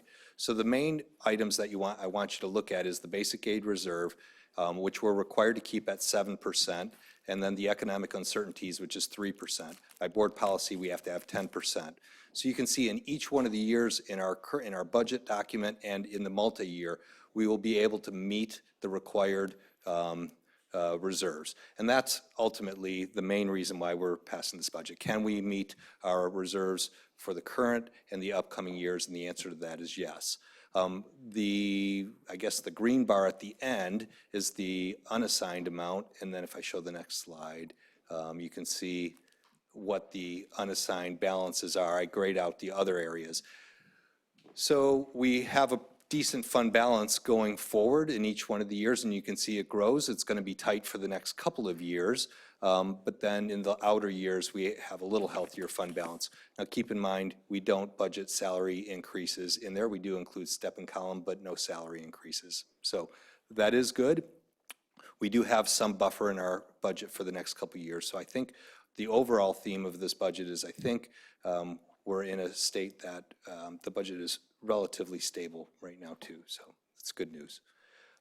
I want to go through our budgeted general fund revenues. At second interim, which is our current working budget, we had a budget of $251.1 million. Part of what we're doing at the budget adoption is also updating our 2018-19 estimated actuals. So you can see that we're estimating that we're going to go up about $1.5 million. The biggest piece of that is the property taxes. I think I mentioned to you earlier at second interim that we would be bringing in a little over $1 million into property taxes, and that's the biggest reason for the increase for 18-19. And then looking forward to 2019-20, our budget is estimated at $256.7 million, and the biggest piece of that is the property tax increase. You can see the large slice where it says property taxes and LCFF. It's going up relatively significantly. We anticipate that it'll even go up a little bit higher than that once we get the final numbers from the county coming in. But right now, we're anticipating a 5% increase for our secured property taxes. And again, it's been higher for the last couple of years, and we anticipate that again. You'll see the state portion, which is I guess it's the reddish-orange piece of the pie. That's going down, and that is mostly because of the one-time revenues that we've grown accustomed to for the last several years. That is not part of Governor Newsom's budget, and it doesn't sound like he plans on doing that anytime in the future. So one-time revenues are probably not going to be something that we should count on, and we should keep that in mind for years to come, that we've enjoyed having the one-time monies. That probably won't happen in the future. So that's the overview of the revenue side of the budget, the general fund budget. In terms of the expenditures, our working budget is $251.9 million at second interim, and then moving forward to our estimated actuals, you can see the increase to $257.8 million, and the biggest portion of that is our salary increases that we had during this year. We had a 2% increase mid-year in 2018-19, plus several of the groups also received a one-time bonus too. So that's included in the estimated actuals. And it's important to think about those two items when you look forward towards our next year's budget, because the 2% mid-year, 1% of that carries over, so that increases the cost in 2019-20. However, you'll see that salaries actually decrease in some of our ways because the one-time bonus in 2018-19 is not budgeted to be repeated in 2019-20. So that's why you see a decrease there. We also have an estimated more than 300 fewer students than what we had originally budgeted in this year going into next year. So you'll see a decrease in the number of certificated staffing that is going to be required. And on an ongoing basis, we anticipate a similar number, maybe not quite that high, maybe about 200 is what we have budgeted for each one of the next couple years of a decrease in enrollment over the next several years. So our high-level budget highlights, everything is based on the May revise. Right now, my understanding is the budget committees have settled on a budget, but it hasn't been passed yet, and we should have that in the next couple days, and we'll know a little bit more. We're not going to make any changes for the budget for next week. If the budget passes, you'll bring those in September, any changes. I don't anticipate any large changes. We might get additional special education funding. Our PERS rates and our STIRS rates might go down a little bit. So that's about all that we'll see in terms of the changes in the state budget. Right now, our property taxes, the blended rate that we have is 4.6%. That's the 5% secured, but it's a little bit lower because of the other property taxes. We believe there'll be more increases in September.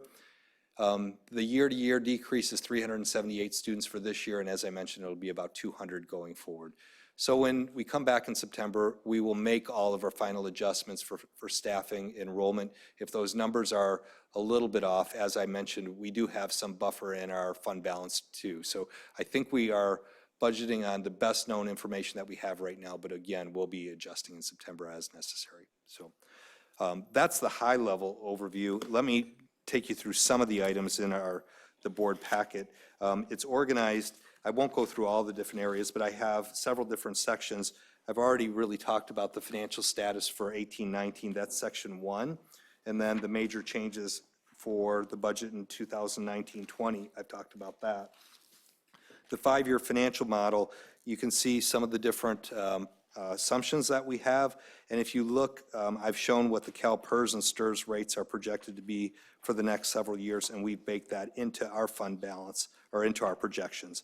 The main item that we should pay attention to is the ending fund balance projection. It's, I guess I don't know the exact page, but it's at the bottom of section 3 in my board report. You can see the line that says undesignated fund balance. You can see it's positive for each one of the years, and that's the chart that I showed up on the screen. But I mentioned at the last board meeting that the parcel tax is scheduled to expire, and if it doesn't get renewed, there's going to be an impact on that. So I made sure that that's highlighted in the packet what the impact would be. So you can see for 1920, 2021, we'll be fine, of course, because it doesn't expire until that end. But you can see immediately we get ourselves into a deficit position. And when you have a parcel tax of about $16 million per year, that's a 16 million, 32, 48, $64 million difference in each one of the years. So you can see the out years, what problems it would be having. So that means that we should be starting our planning early and making sure that our programs, we don't have to cut programs in order to maintain our fund balance. And hopefully the parcel tax can be renewed at that time. Otherwise, we're going to have to go into budget cut mode real quickly, and it'll be pretty significant. The other sections of the budget, it's not just about the general fund. We specifically label all the different facility funds, the building funds in section 4, and then all the other funds are listed in section 5. We're required to have some state forms, and I've included that, including some of the resolutions, and that'll need to be part of the board's action on the 18th when they do that. So, Thank you. Okay, Ms. Baton-Caswell. Thank you very much. I don't know how many pages your budget is, so I can't. Ms. Baton-Caswell, I'm sorry. I have a just picked speaker. up the card to Okay. remember, and I forgot. No problem. Gabriela Segura? Yeah. Okay. Sorry, I forgot about you.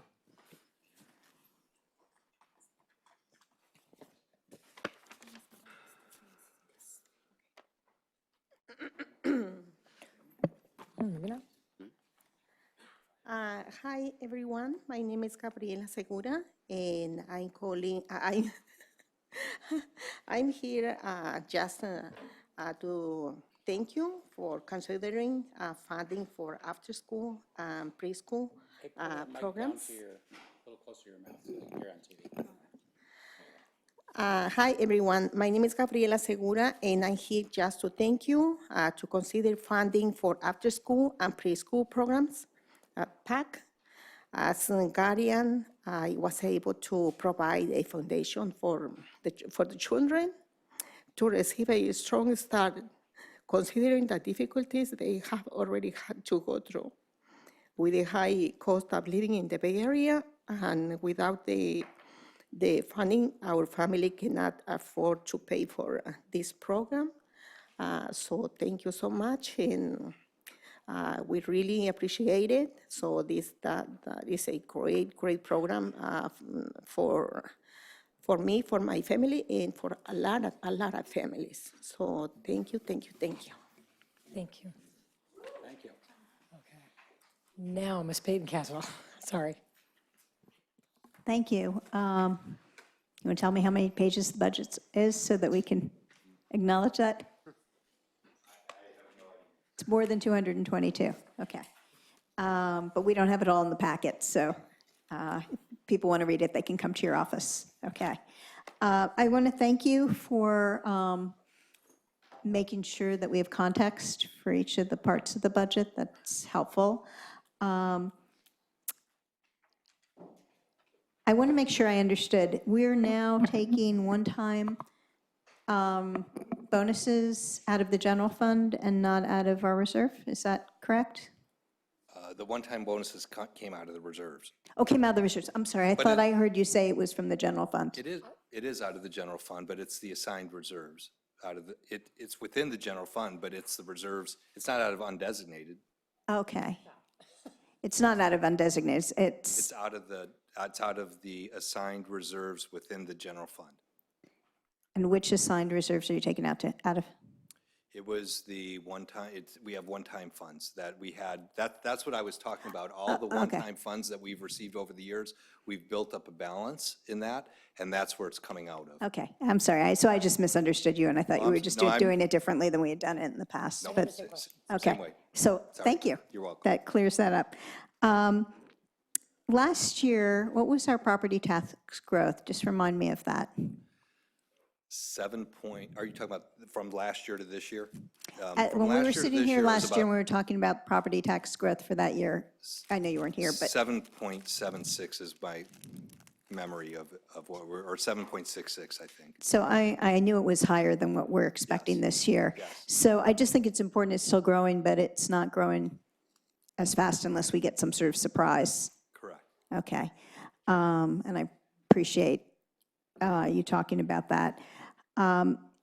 Your enrollment number, I know you and I talked about this, but I wonder if you could share with folks. People were wondering if the new housing that Stanford is proposing, if that's reflected in the enrollment growth. So when we do all of our enrollment projections, we work with a demographer who talks to the city, talks to Stanford, asks what's happening, and that's reflected in there. The larger scale projects, that is on the far end of our project. It's more than the 4 or 5 years out. So it's Not reflected the in the short term. numbers? Okay. not in those, yeah. So when people say, wow, how can we be dropping like that if Stanford's going to build a whole bunch of new housing? That's because we're not looking at that right now. Correct. Okay. And if there's suddenly SB 50 passes, or whatever the Correct. new version of that is, that's not reflected in here as well. So even though it shows a decline in students, it may look very different. It's based on current situation. That's exactly right. Okay. And then I had asked you a question about other expenses and services and what are some of the big pieces in that. And I know you haven't completely broken it out, but do you want to just share the pieces that you have broken out, or do you want to wait till next time? I know that contracted services is a big part of our budget, and that's something that, that we'll give you more details on. But our non-public schools is probably one of our largest contracted services that we have. And there's a number of other professional development and legal settlements, and I'll give you more details at the next board meeting. Thank you. Thank you very much. Sure thing. Mr. Collins. Thank you for the presentation and for the smooth work on the budget. Thank you for calling out the impact of the parcel tax on the multi-year projection. I think that's really important for all of us to understand and for the community to understand. So I'm glad you memoed it into that exhibit, and I encourage you to make sure that people see that, because, that would blow a gaping hole in our budget larger than any that we've ever experienced in the past, and would require dramatic changes to our operations in order to fill it. Is that Very much so. Yeah, correct absolutely. assessment? Okay, so thank you for calling that out. Another item that, smaller impact but also very significant, that's been talked about is Cubberley rental income. How much do we get in Cubberley rental income in a year?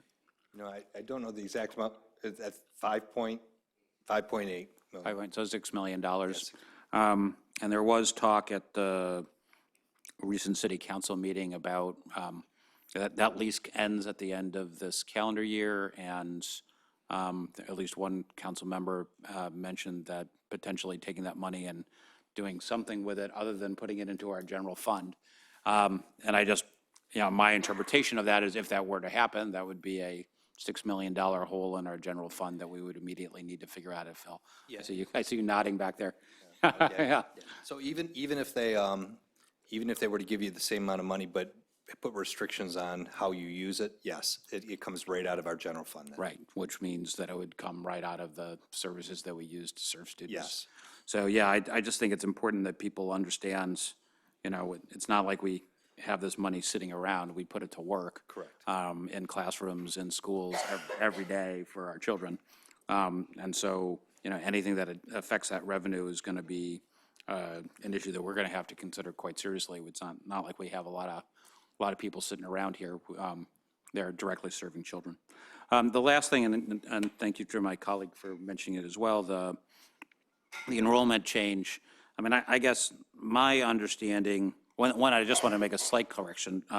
Decision Insight is not really technically a demographer. They are an enrollment forecasting company and don't really take demography into their considerations. And they have a relatively mechanical model, which is probably appropriate.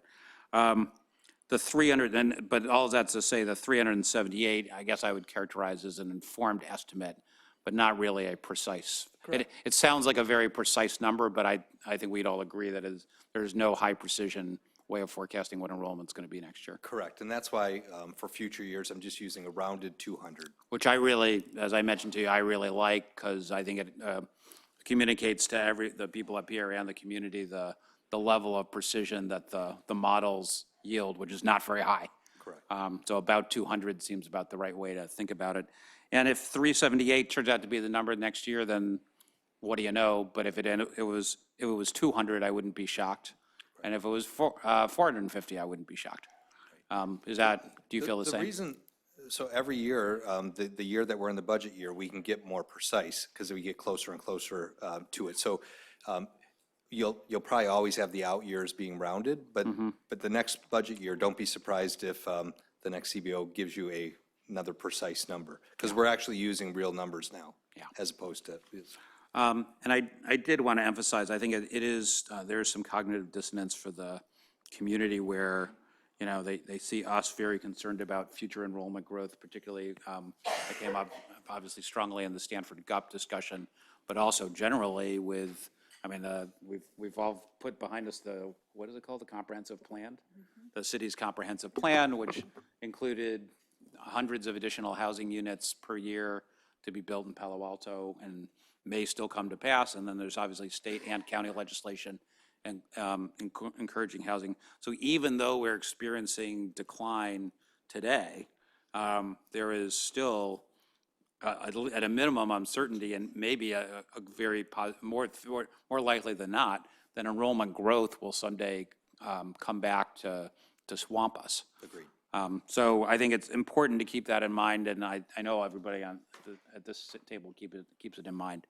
But I know it is confusing because we're shrinking, but we seem very worried about when these extra kids are going to show up.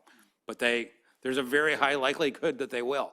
So I think it's good for you to keep us focused on that, and I appreciate it. All right, thank you very much. Mr. Durant? Thank you for the presentation and the budget.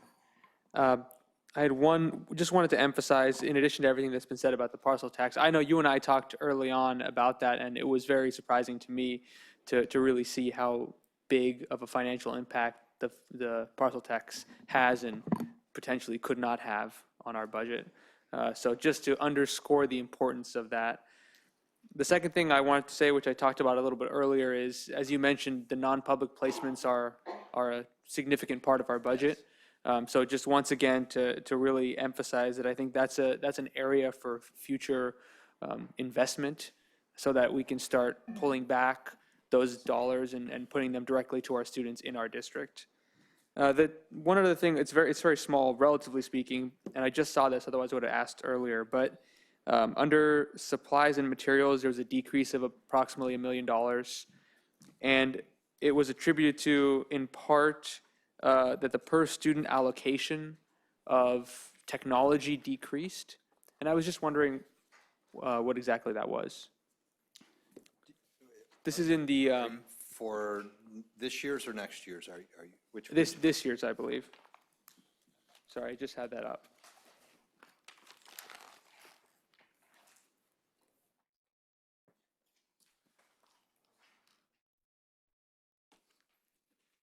Shanik, I believe some of the purchases have shifted just between calendar years. So there was less purchasing towards the end of this year, and it will be moving into the early part of next year. Got it. Great. Thank you. And one quick question too. What is the mental health residential placements? What are those?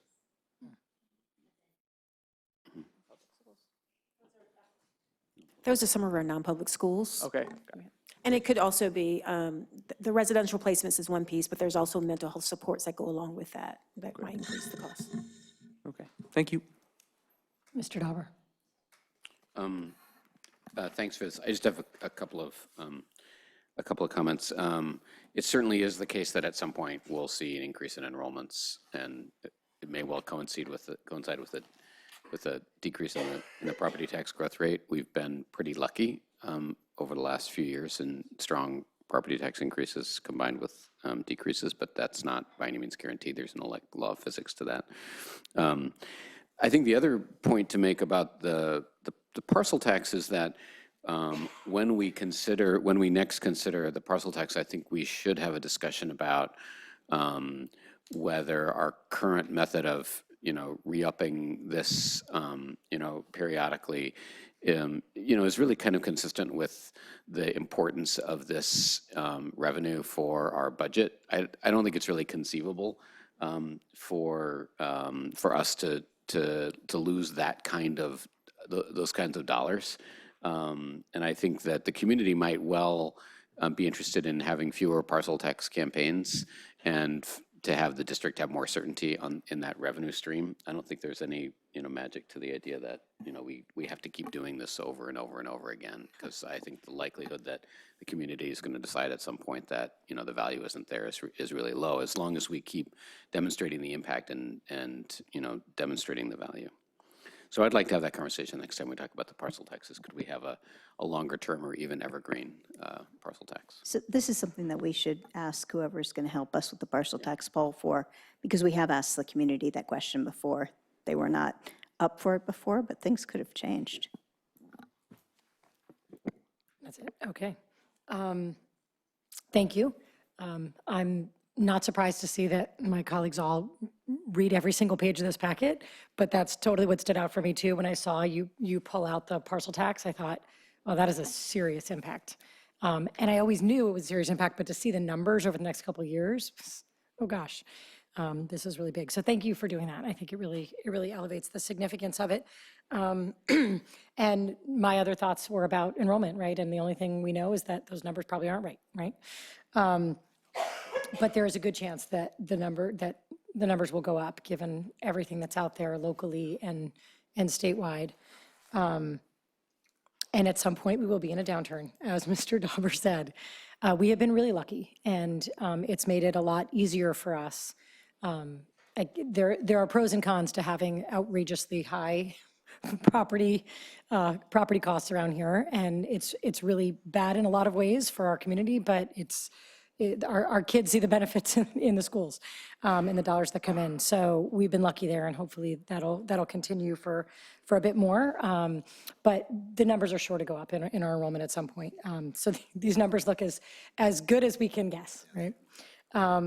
Okay, I don't have any questions for you. Thank you. We don't have any other cards on this, right? These cards that are coming up are for next. Okay, let's move on to the SIPSA. The SIPSA colleagues, I'll just remind you, again, moving us along here, we got these probably 3 or 4 weeks ago, and we have also, the community knows, many of us have been sending a lot of questions to our chief academic officers and to our executive cabinet, and getting lots of answers back, and there may be more questions that we have tonight. If the community has any questions under SIPSA, we don't have any. We have one SIPSA card, so we'll start with that one. But then after that, I'll turn it to our colleagues. If you have any questions, I think there's a good chance that staff may collect the questions and get back to us, unless they're easy to answer on the spot. But let's start with Star Teach Out with her comments, and then we'll go to our board colleagues, or my board colleagues. Good evening. I'm certainly no expert on the SIPSA, but I guess the change is that you're hoping to do a group approval of the SIPSA. I don't know if that's typical, if that's a change at all. No, it's not a change. My main comment tonight is that I think we could really empower our site councils a little more. It seems that there's quite a variability between site councils, and so I would love for someone to just take a look at them and it could be a place where, I know we're in this process of wanting to streamline some things and become more efficient and maybe communicate a little better.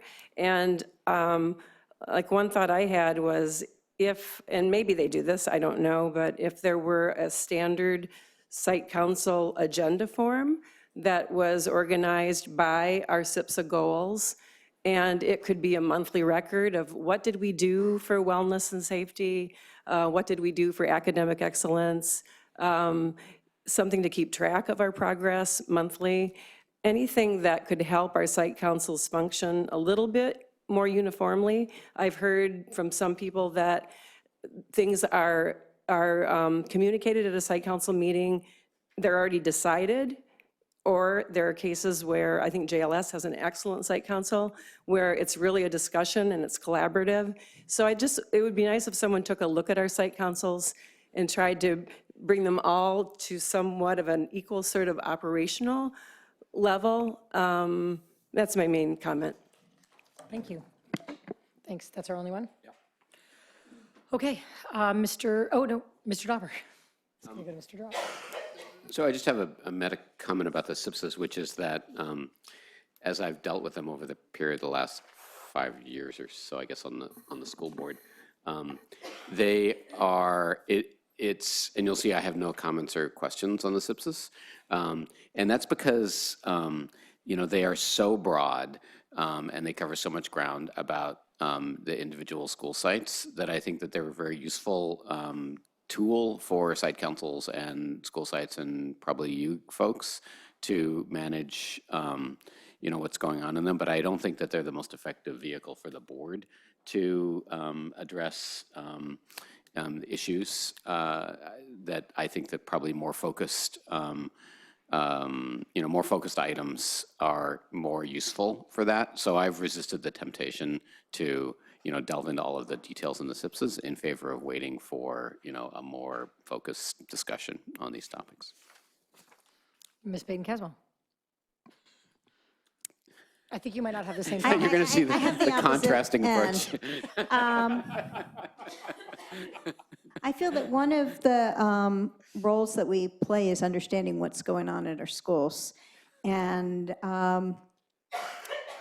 although there were a lot of things I would have liked differently when we had the elementaries come forward and the middles come forward and the high schools come forward and give the SIPSA presentations, the actual looking in the eye of principals by board members and knowing who you're talking to and knowing what their way of expressing what's going on at their schools was helpful. I think I have a very good sense of principals as a result of many years of these, and I feel like that might be lost, and maybe we need to think about a way to give all the board members some way to have something from each of our principals so that we all know all of them, not just the ones that we are liaisons to.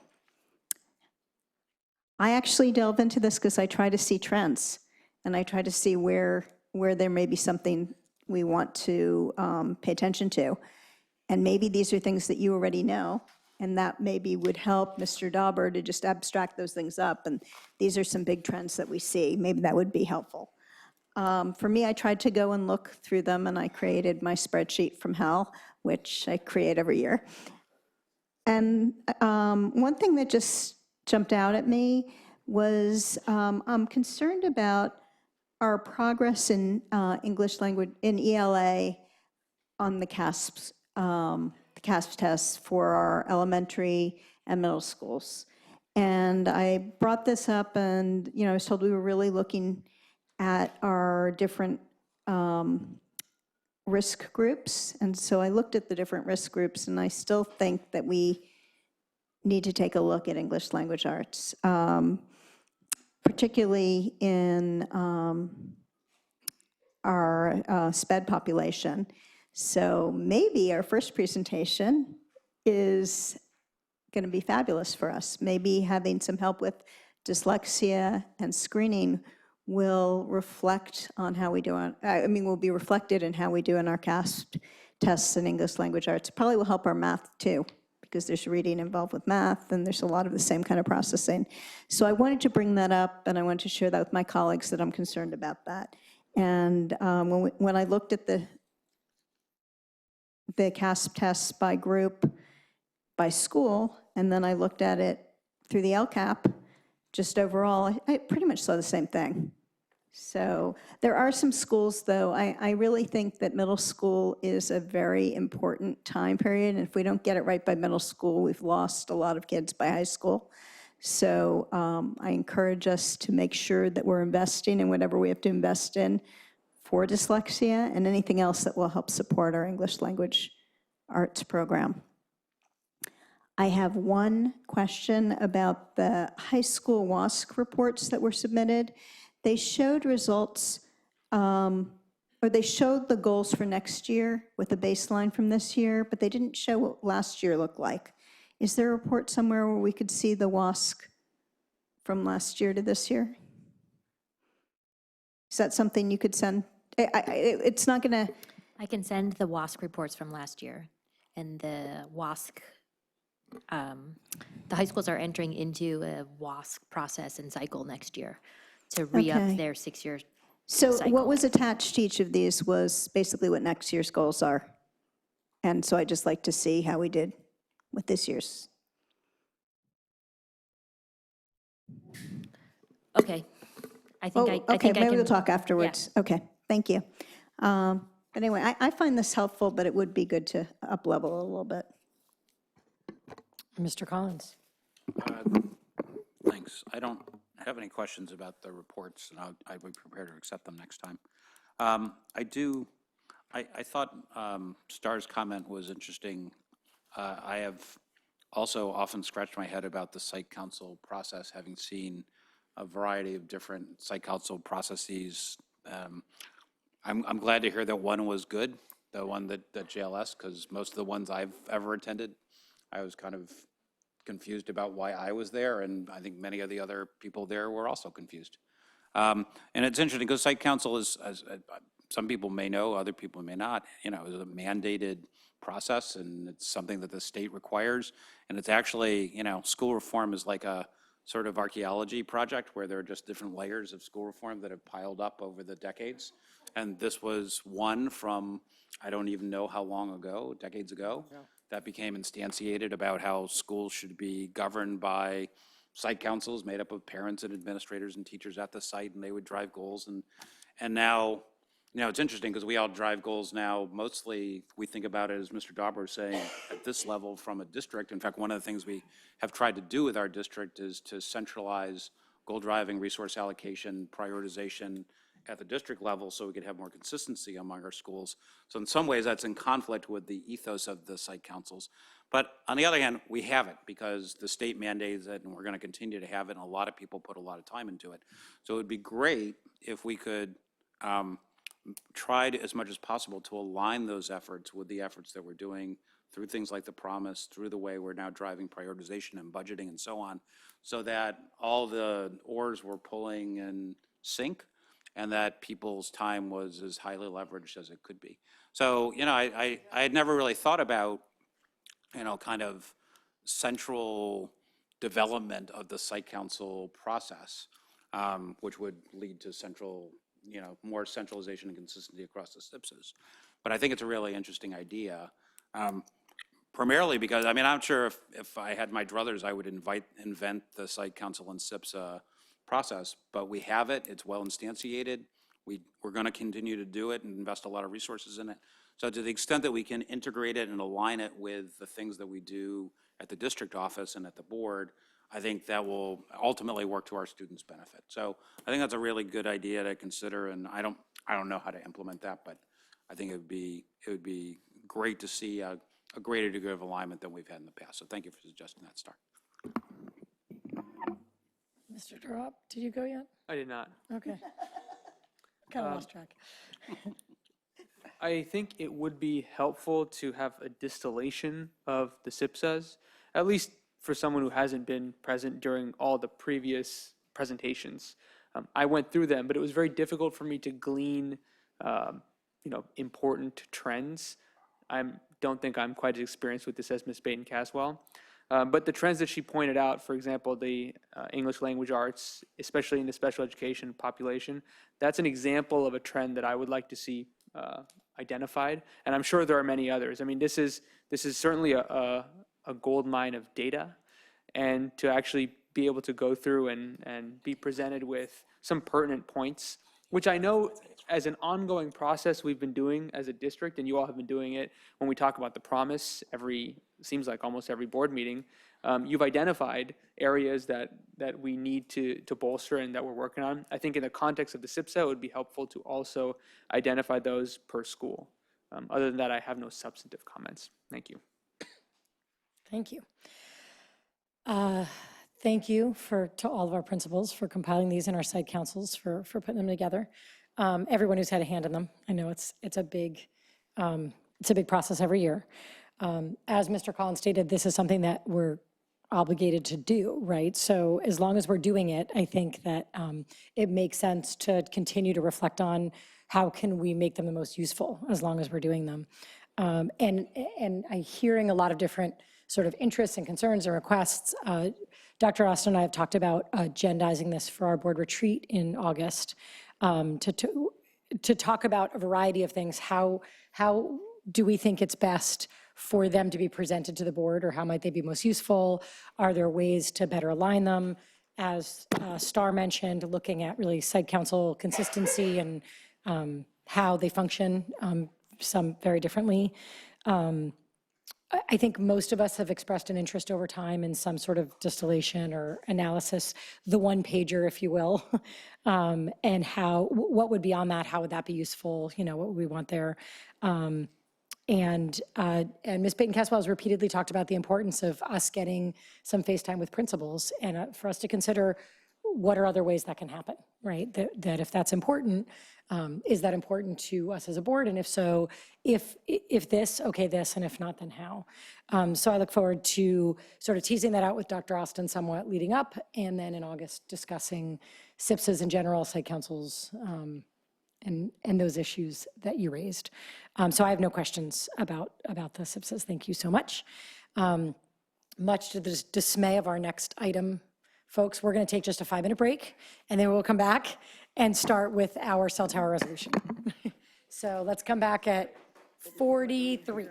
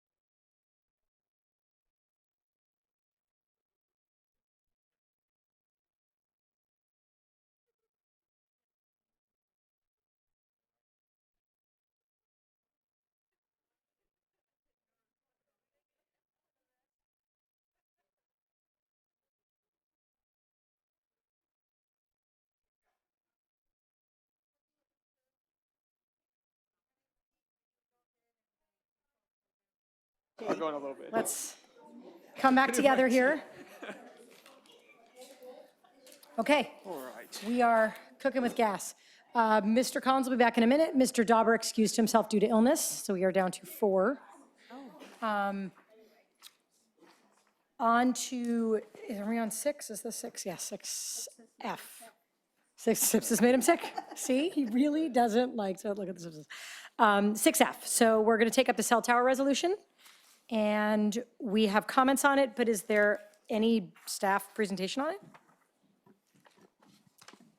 There's no presentation. A reminder that this is a discussion item only. I believe that there was a little confusion. There'll be no vote tonight. It'll come back if the board directs to the next meeting for potential action. As a resolution, it would come back as an action item, not a consent item. In this particular case, there are 2 main points. Number 1, a request that we send the resolution to our city asking for a 1,500 foot setback from school properties or schools. And number 2, in the future, that if things are on the docket at the city level, that they explicitly inform the school district so that we can notify our families. Great. Thank you. Okay, we'll take public comment first. Let's start with Tina Chow, John Melnick Club, you'll tell us when you get up here, and Melinda McGee. I'm not good at reading handwriting. I have no idea what it says. I'm sorry. Good evening. On April 15th, the City Council of Palo Alto voted unanimously to direct staff to update the wireless ordinance so that it considers setbacks from homes and schools. This is a really big deal, and it would set Palo Alto on a good path forward, similar to what many other Bay Area cities are doing. The problem is that city staff have not yet taken action, and in the meantime, the city has already received applications for 150 plus cell towers. Some of these have already been approved. This is the case for Barron Park Elementary School and at least 2 other schools in Palo Alto. Last week, we presented City Council with a letter asking them to revoke approval for the Barron Park Tower and to immediately establish setbacks from homes and schools. We had over 150 signatures and dozens of people show up for public comment at the City Council meeting last week, asking them to take action now, not in a year. We believe all schools should equally benefit from cell tower setbacks. The great thing is that tonight you are considering a resolution which will help the city understand that this issue is very important to our community, in particular for our kids. We are very grateful, and we are in complete support of the resolution you have before you, which, among other things, would support immediately establishing 1,500-foot setbacks for cell towers from schools. It would ask the city to notify the superintendent and school principals when an application has been filed to install a cell tower near a school, and it would also ask the city to reconsider its approval of the cell tower near Barron Park Elementary. Several people could not be here tonight due to summer travel and the late hour, but would everyone in the room who supports this resolution please stand and remain standing for the rest of my comments. Families choose Palo Alto for its strong schools and safe neighborhoods, and we are a community that cares deeply about its children. We thank you for taking action on this now.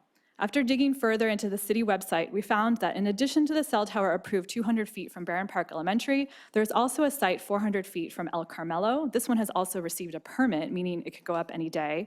There's another one 500 feet from Ohlone, and several have been proposed within 250 feet of Pali. Other Bay Area cities require 1,500-foot setbacks from homes and schools. In a year, this is going to become a big problem in Palo Alto in our schools.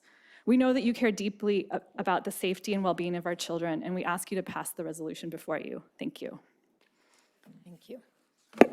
Okay, John, please tell me your last name. I'm so sorry that I cannot read what it says. And then Melinda McGee and Jennifer Schmidt. I'm John Melnichuk. Thanks so much for taking the time to listen to us. Sorry. That's fine. It's not from this part of the world, no problem. So I just can't tell what the letters are.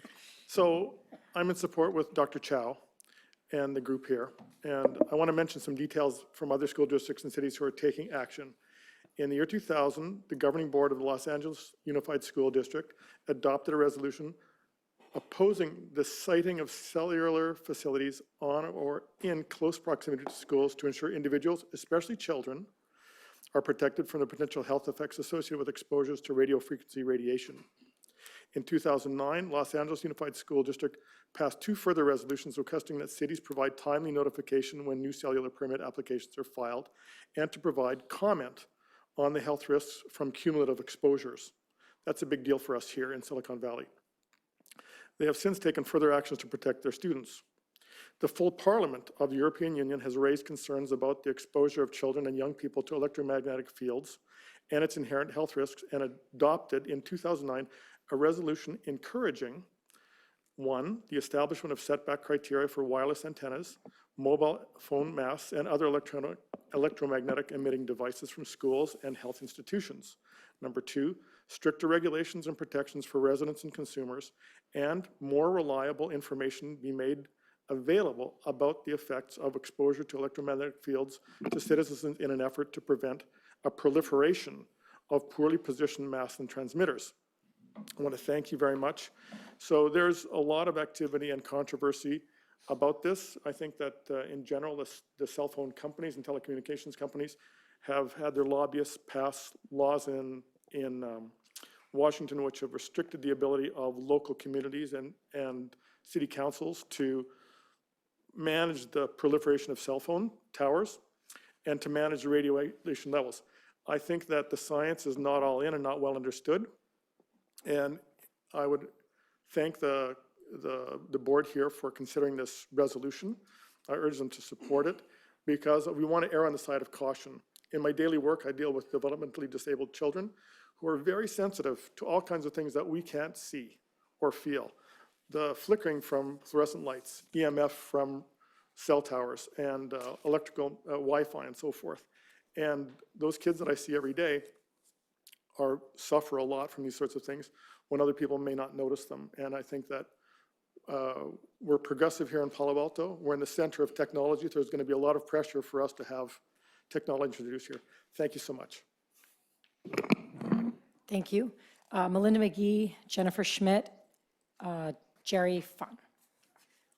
Hello, thank you for listening to us about this resolution. I'm the parent of a Pali grad who's now off, has a real job as an engineer. So the last time I was here was about start times for the schools and sleep issues. That's been a while. So I just wanted to tell you that we're pleased that the PTAC voted overwhelmingly to authorize the Health and Wellness Committee to advocate for risk reduction policies regarding cell tower setbacks from the schools and other electromagnetic field-related issues consistent with the California PTA resolution authorizing advocacy for risk reduction policies for EMFs. Over 235 scientists and doctors have signed an international appeal to the European Commission recommending a moratorium on the rollout of 5G until potential hazards for human health and the environment have been fully investigated by scientists independent from industry. So I think that some of us see this as tobacco science or things that people tell us are fine, but then we find out later that it's a problem. So we really do need to protect our children. So there's been a world's largest study on the link between RF radiation associated with 2G and 3G cell phones and cancer, released in 2018 by the National Toxicology Program, an interagency program within the U.S. Department of Health and Human Services. And they found evidence of cancerous heart tumors as well as some incidents of cancerous brain tumors in male rats exposed to high levels of RF radiation like that caused in 2G and 3G cell phones. So there needs to be further study on 4G and 5G technologies, and I appreciate that the board would err on the side of caution and support this resolution with the city. I don't see any benefit to the school in having that, and only the possible downside of having it near to our students, both the elementary, middle, and high schools. Thank you very much. Thank you. Jennifer Schmidt, Jerry Fung, Celia Boyle. Thank you. So we know that there are differing views out there whether EMFs are truly a health risk. Ultimately, the time will be the judge, right? And as we stand here today, no one can say with 100% certainty either way. And for me personally, there's enough research out there to indicate that there is a potential risk that I'm here tonight because I'm not willing to take the risk on the health of my child. And I know everyone in this room is here in the spirit of doing the right thing for our children. You may or may not be aware of the cell tower that was removed from Rippon's Elementary School 10 years after it was installed.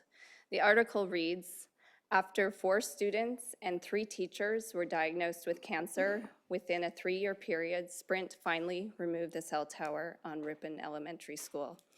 Whether there was a direct link, no one knows. People have their suspicions, but none of us ever want to see a headline like that in our city. So regarding the science, we don't have to be convinced, but we should proceed with caution. And in fact, many decisions are made using the precautionary principle, which is when an activity increases threats of harm to human health, precautionary measures should be taken even if cause and effect relationships are not fully established scientifically. The city and the school board takes many precautions to reduce risks around schools due to the high concentration of children at schools. These precautions include reduced speed limits, establishing safe routes to schools, crossing guards, etc. So even though we can't see EMFs, cell towers near schools do put our children at risk. So why shouldn't we reduce the risk in these cases? So the prudent thing to do is to take the steps now to reduce the risk by establishing these setbacks from schools. Thank you very much for standing with us in support of this resolution. Thank you. Thank you. Jerry Fan, Celia Boyle. Jerry Fan, Celia Boyle.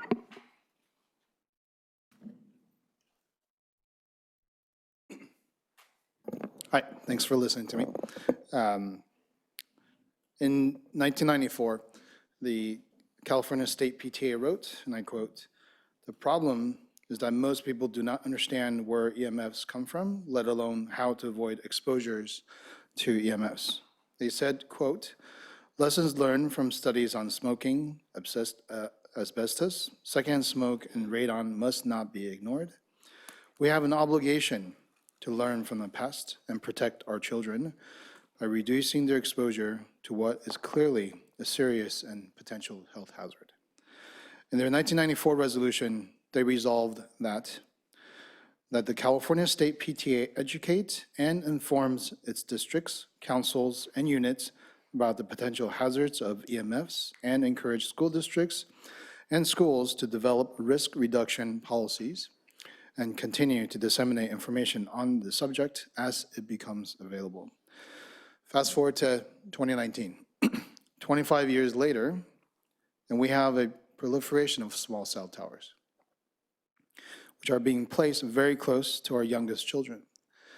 The approved tower near Barron Park Elementary is about 200 feet from the transitional kindergarten and kindergarten classrooms. The Barron Park school community includes teachers, staff, students, parents, or the PTA were not, I repeat, not informed about the cell tower near the school, either when it was proposed or when it was approved.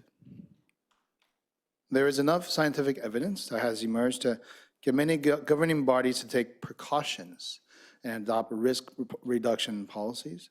Passing this school board resolution is the critical first step. Thank you for considering this. As you know, telecom providers are putting this in front of schools and homes, 20 feet in front of homes. If steps aren't taken very soon, my Barron Park Elementary School children are going to be spending 24 hours a day next to a cell tower because Verizon is also planning to install one right in front of my house. I repeat, this means my child will be exposed to EMFs for 24 hours a day. So point is, let's at least ensure that right now, no child in Palo Alto spends 24 hours a day next to a cell tower. Thank you. Thank you. Celia Boyle. Hello.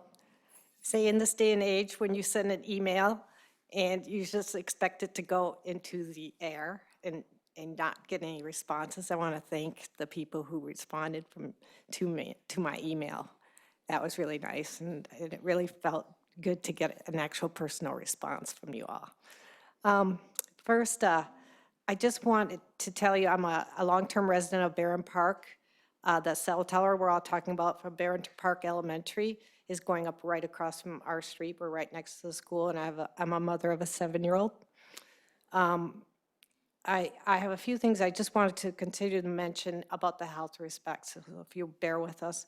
The specific absorption rate exposure standard of the Federal Communications Commission from 1993 is 10 to 1,000 times higher than limits in other countries.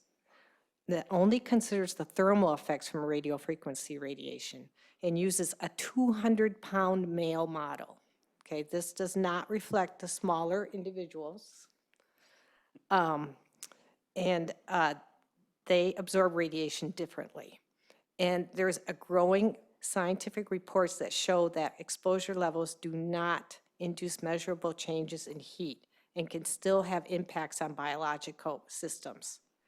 For example, some neuropsychiatric effects. You know, I'm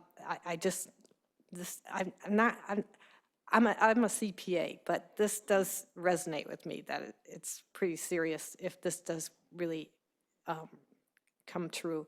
In 2019, an NIH-funded Kaiser Permanente study of over 900 pregnant women in the Bay Area found an almost 3-fold increase in miscarriage rate in women exposed to higher levels of EMFs compared to those exposed to lower levels of EMFs. So this is showing direct evidence from a human population that EMFs could have adverse impacts to the human health. So again, I really appreciate you all considering this, and to err on the side of caution, I thought was a really great response to my email. Thank you so much. Thank you. Mr. Drop. First of all, thank you all for coming out tonight, and I want you to know that I hear your concerns. I think that new technology, 4G and 5G, and its exposure on our students is something to definitely keep in mind. And it's something that we should be concerned about if it is cause for concern. I want to preface this by saying that as a matter of policymaking in general, I think it's very important for us to make decisions that are strongly evidence-based. And I understand that it's early right now and we don't have a lot of evidence either way, or there is a fair amount of evidence both ways. It's a difficult position to be in because what I don't want to happen is I don't want us to be making decisions that are not evidence-based, because then we are in situations that we were in, when we talk about vaccinations, when we talk about sex ed, where we are faced with an issue again that we have to make these decisions that are based in science and are going to be the best for all of our students. And more than that, I think it's very difficult for a school board to make this scientific determination. We are not qualified at all to make that determination. And it's difficult for us to evaluate the science to even know whether one side or the other is right. The FCC has said that that's the reason why municipalities aren't allowed to make these decisions about cell towers based on health reasons. They can only make them based on aesthetic reasons. And the FCC has said whether they're right or wrong. They've said that this is because they have a whole number of scientists dedicated to, and obviously there is great disagreement. You're wrong about that. Hey, Please, it's Mr. Drop's turn to talk. Thank you very much. And so this is what the FCC has said. I'm not saying it's my position. I'm laying it out for everybody that that's what the FCC has said. And so all that being said, I think that we have seen in the past that scientific consensus can lag behind negative health impacts on communities. We've seen it with tobacco. As a plaintiff's attorney, I know we've seen it with mesothelioma. We've seen it with a number of different health impacts on communities that aren't recognized because the science just isn't there, even though the health impacts are real, and then we realize it later on. So just because the science isn't there doesn't necessarily mean that we shouldn't take precautions.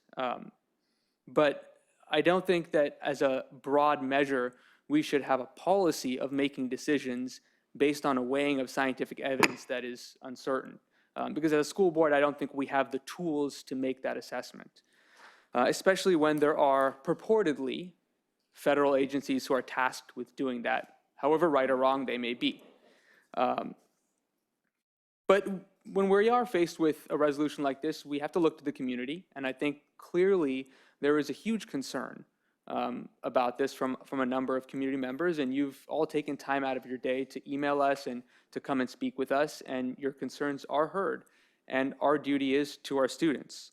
And we look to our leaders, and we know that our Congresswoman Anna Eshoo has written to the FCC asking them to revise their rules, which were last revised in 1996, and we have obviously had great leaps in technological advances since then.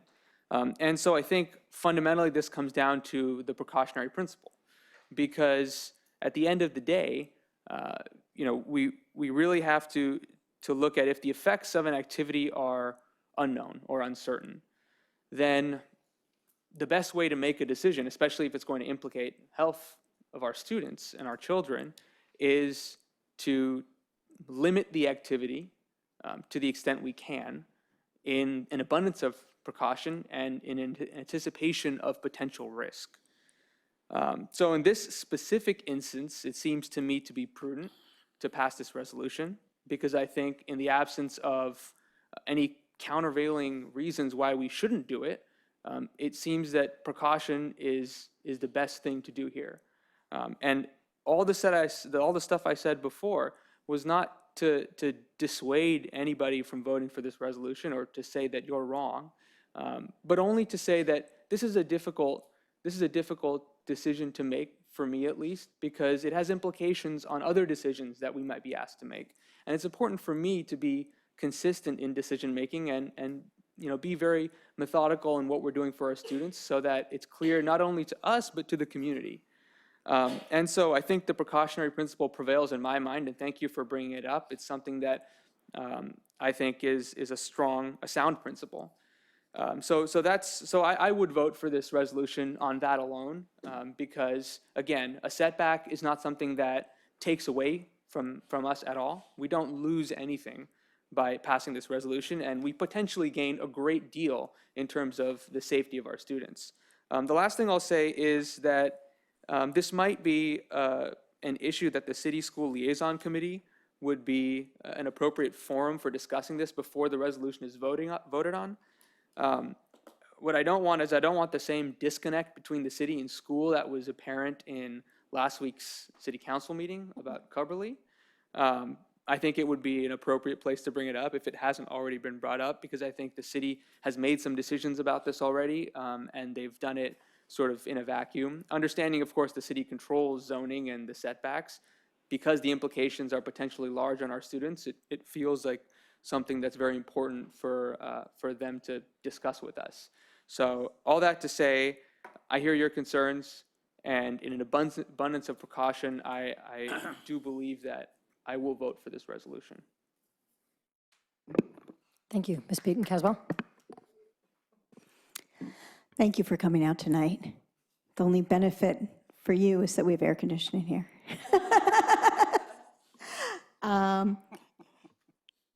I think that you're coming out here, is important for us to see, and communicating with us that you're worried about this. It is important for you to know this isn't our jurisdiction. I'm sure you know that, but I just want to be sure you know that we can put a resolution together. We can talk about it. The city's school liaison committee, if we have we done that already? We are not agendized to discuss it tomorrow, but we can let them know during What happened at our updates board meeting? What happened at our board meeting. Okay, so I think that all makes a lot of sense. I think that there's precedent for setbacks that you've shared with us that we've found in our research, and so I'll be supporting this. Thank you. Mr. Collins. I plan to support the resolution. Thank you. Thank you all for coming. I know that I've been talking to some of you for years about these issues, and I appreciate the writing that you have done, the advocacy you have done, Saw many of you at the council meeting last week. There's a couple of different, I mean, it's a short resolution, but there's a few different things in here. And I think the timely notification piece is really important. You touched on it a little bit, but it's something that I know the City School Liaison Committee has been working on for the past several years, really improving those lines of communication and making sure that we inform each other. I think it probably goes, the other way too. But clearly we still have work to do after last week's meeting and this.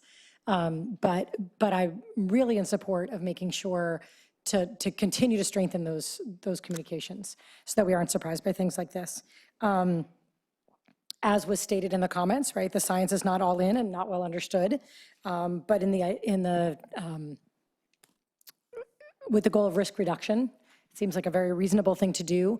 One of the questions I asked myself when thinking about this, when Mr. Durop mentioned, what's the downside, and talking about evidence-based decisions, mentioned sex ed and vaccinations, and there are serious downsides to not going with the evidence of those, right? And some of them we have had right in front of us. And I've written to some of you back about this, the only negative that I fear is, I don't know if there are negatives, there's negative health risks on this or not, but if there's over 150 applications and we create bubbles around our schools, where are those 150 going to go? It's probably going to increase the presence of them in other places. And from experience, I know that they very well might end up in neighborhoods that are low-income neighborhoods or that have high populations of kids. And I also don't want them to be around buildings where kids are the 18 months of the day that they're not in our schools. But that goes beyond our school board peer review. So, I mean, again, it might be no risk at all. I don't know. But if there's a chance that there is, this seems like a good precautionary measure. And as we continue to get more data on this, I would like to see us push to make sure they're not near anyone's house. And there must be places in the city that they can be that are not. But for right now, what's in front of us as a school board is setbacks from schools, so I am prepared to support this resolution when it comes back to us. No other comments? Okay, thank you so much for bringing it to us. Stay for the air conditioning. Yeah, really. Although it seems to have gone off again, right? It got cool for a while, and now you can feel it? Okay. It got warmer, and then it got cooler. Okay, well, I am. And in that vein, the next 6 things in front of us, H-I-J-K-L, no, 5 things in front of us. H-I-J, wait. G-H-I-J-K-L, all belong to Dr. Golden. I know that we read the packet quite well, quite thoroughly. I don't think he has really a presentation for us on any of them. So there are 6 here in front of us. They are just up for discussion, not for a vote. So I'm going to go around and say, if you have questions about any of them, why don't you? 6 items? All 6 items. You can go one by one if you want. But while he's up here, let's go through G through L. Ms. Baton-Caswell, would you like to start us off, or would you like me to come back to you since you're looking through? Back to me so I can just sort of Okay. make sure I got everything. Mr. Collins. I would normally stall for my colleague, but I got nothing. Mr. Durop. Sorry.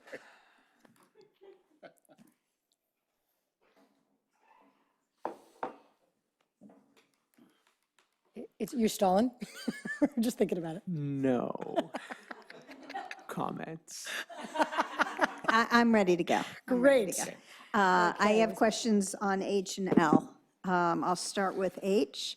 I was just wondering who you talked to as a reference for SVA? Actually, we pride ourselves on being able to talk to references that they don't mention. And so, in particular, one of the 2 references for SVA were Tom Hodges and the superintendent. The superintendent, our superintendent here? That's right. Oh. Oh, our superintendent. Our superintendent. So, Dr. Austin, maybe you could just tell me what your experience with them personally has been? Yeah. So SVA was an architectural firm that I've become familiar with. I did not personally work with them, although we we tried, I was in a district that could never pass a bond. But during that process, I visited multiple sites that they had done the architect work for, including the community colleges in Southern California. They've done signature buildings. They really do some fantastic, I guess I would say specialty boutique kind of work. The two firms that we're bringing on are pretty different in that regard. One is a much larger firm. The people that we'll be working with directly have outstanding reputations, did the work at Redondo Beach, which was my neighbor. When I was in SVA, we're talking about. SVA, Okay. yes. SVA did Redondo Beach's entire bond work, which is just a model, just top notch.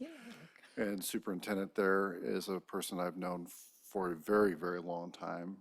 So the references that I've had in personal interactions with SVA have always been outstanding. Excellent. I happened to talk to 2 board members in Santa Clara Unified who are using LPA right now, and they had some very positive things to say about LPA. They're using it for the Agnews project. So I just want to make sure that we've actually Yes. had. Also, as regarding LPA, Jim Novak worked with that firm. Well, first of all, Tom worked with that firm, but also Jim Novak worked with that firm in his former district. And do we know that the architects that they would assign to us, do we know if they're the ones that worked on the projects that you've referenced? I mean, if we were to go with them on a project, how would the architect be assigned to us? Would we get to pick who it is based on someone whose references we've checked, or would they just assign? That was our requirement. In other words, during the interview process, we required that they bring the architects and the project managers that they would actually be using in our district. And were those the ones that were at Redondo Beach doing this fabulous project you were talking about? At least 2 of them were. They have a team of, 5 or 6 that are up here with us. One local lives right here in the area as well. And they have a Oakland office, which we also liked too. They have 3 offices, one of which being Oakland.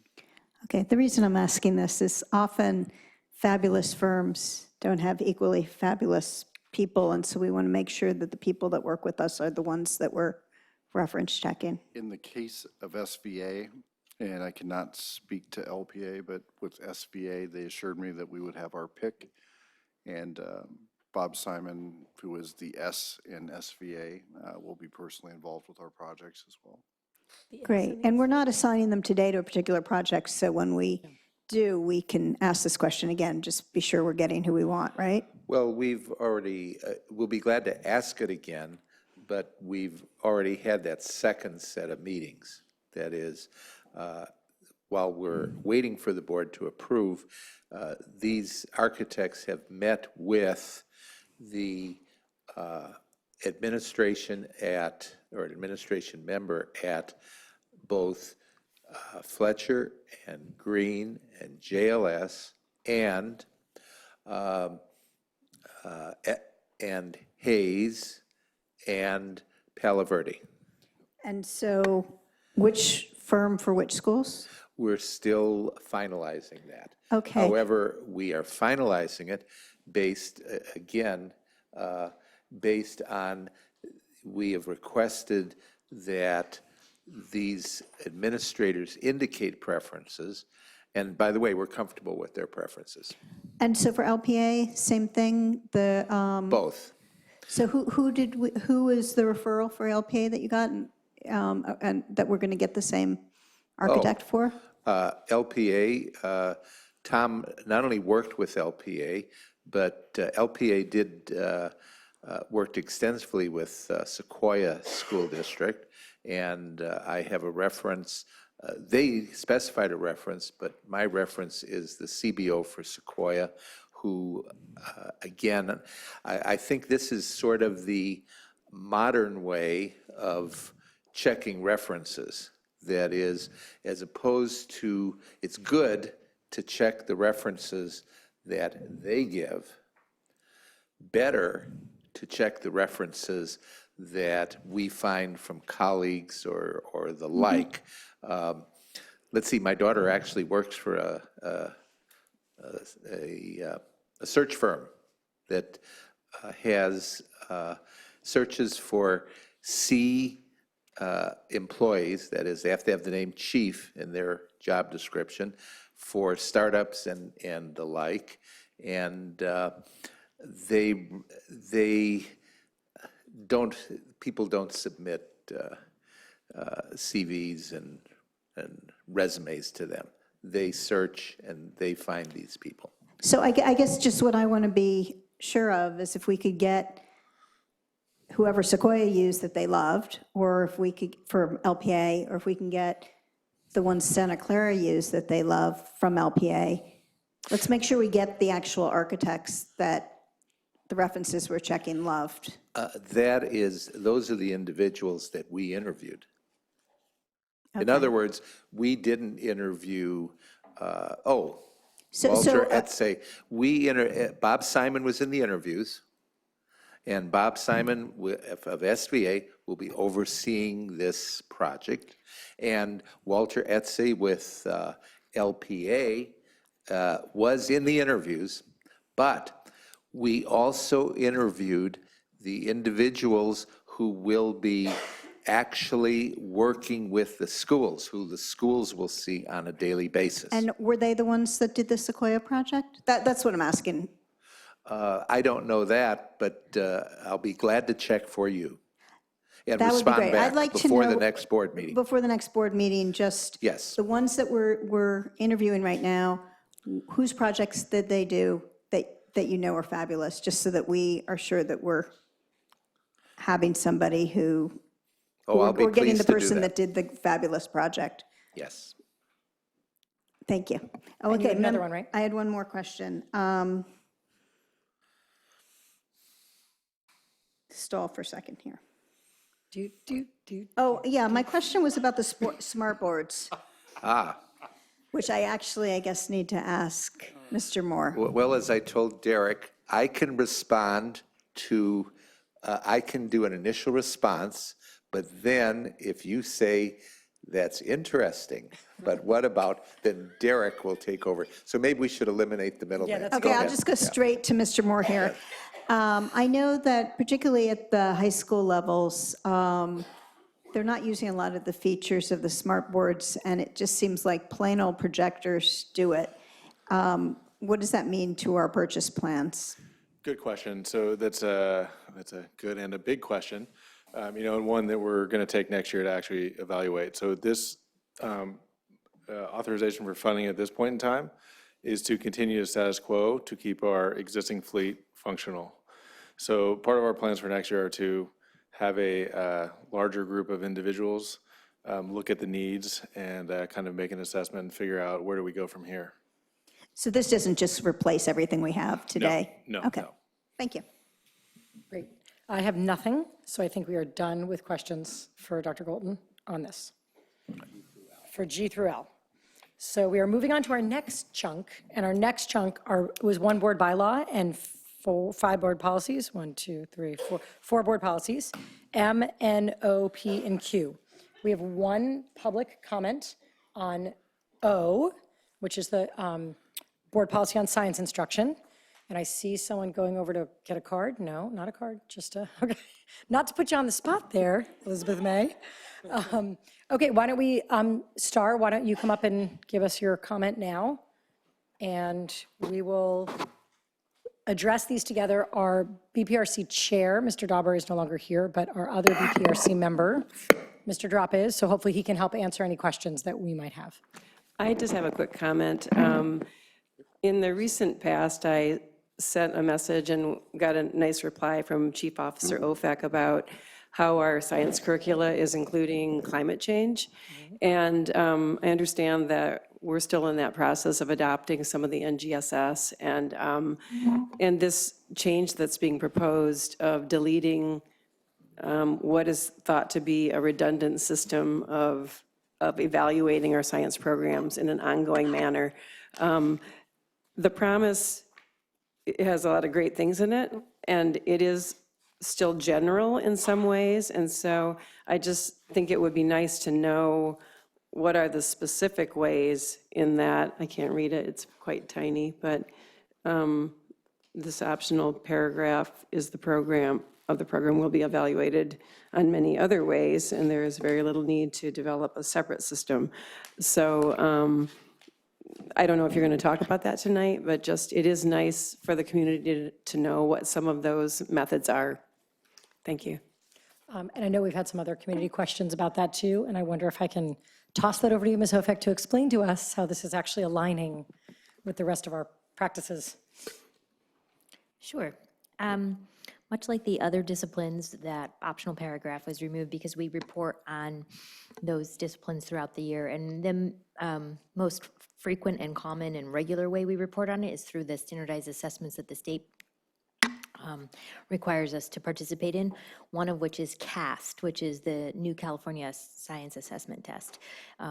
The students in the state have taken the CAST test both last year and this year as pilot modes, and the scores will be assigned to them as they calibrate the system. So scores will be coming out, and our progress can be monitored through student performance on those assessments. We haven't adopted a new curriculum though yet, have we? That's next. So now, in addition to the CAST test, which the state requires us to do, we are currently in the process for middle grades of year 2 of a pilot, where we're evaluating programs. The state created a state-approved list of instructional materials programs that we could review and evaluate. We are moving into a year 2 of them, of reviewing them next year, and we will have a way to, we will be in front of you next year with a proposal for a recommendation for adoption of instructional materials. And part of the instructional cycle, which is also identified in the promise, will include evaluation of the implementation and where the pluses and deltas of the program are. And so that evaluation process of the implementation of the instructional materials helps. And I know elementary is starting their process next year, and high school, actually, there are no instructional materials just yet that are available for us to review, but we are looking into that. And in the interim, we've sent a team of teachers to what's called the 5 Tools training, which helps them to implement NGSS with fidelity. And we actually have mapped out a 3-year implementation plan where we revise all 3 courses, bio, chem, and physics, to incorporate and shift over to NGSS implementation, which will then have assessments built into it as well. So I feel like there's a bunch of different ways that we can report out. And to clarify, you are saying that the changes that we're trying to make are going to align these practices with what we already do in the other subject areas that we assess? Exactly. Okay, all right. Okay, that's the only comment on any of these, right? That public comment? Yes. Okay. Okay, colleagues, I realize you may have comments about all of them, none of them. Mr. Dauber would have been our first speaker, so I can move on to you, Ms. Peyton-Caswell, or I can give you a little prep time. Okay, great. I have 2 things. One is the minutes from the Board Policy Review Committee have more detail on each the decisions that were made for each board policy than what we have written in the reports. And I would like to see them match.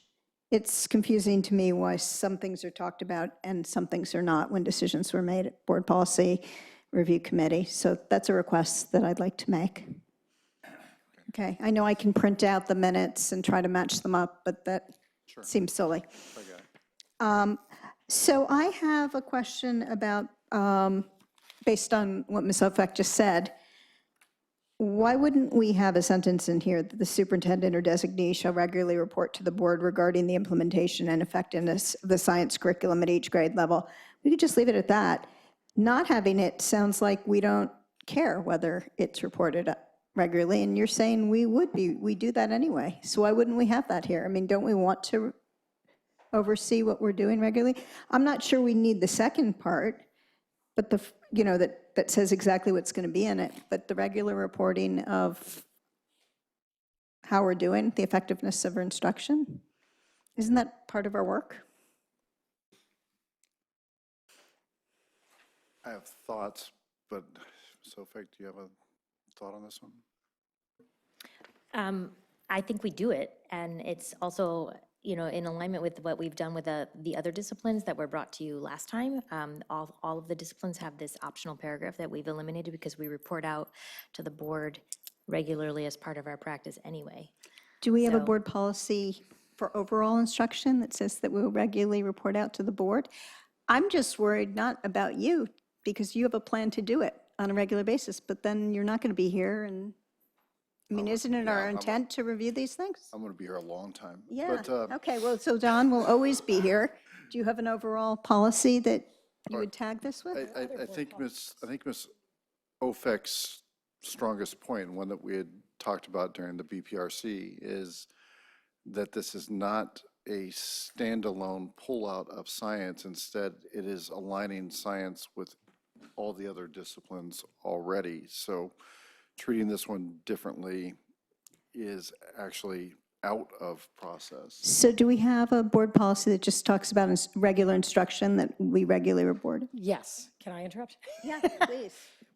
Board president, I'm going to decide yes. Jennifer, you can interrupt. Someone answered my question. Board policy 62190 talks about the Board of Education recognizing it's accountable to students, parents, and guardians in the community to the effectiveness of the district's educational program, and the superintendent or designee shall conduct a continual evaluation of the curriculum and the instructional program in order to improve student achievement. The superintendent or designee shall provide the board and the community with regular reports on student progress towards board-established standards of expected achievement at each grade level and in each area of study. Okay, that's good. It doesn't say anything about the effectiveness of a curriculum, or does it? I interpret those as being very connected. If the curriculum is effective, then we're looking at how we're doing. Are we working towards our standards? Are we expected achievement? It seems like those are directly connected to me, but. Well, I was just going to reference the title of that board policy, says evaluation of the instructional program, so. Okay, well then, so I think that's fair, and I think we also got an email about this, and I think maybe we should respond with that, because that was my concern. I actually brought it up with the superintendent at our meeting last week, that if we're not reviewing the effectiveness of our instructional program, I don't know what we're doing. So, thank you. And if I can just also, 6141, in addition to 6190. 6141 is the curriculum evaluation.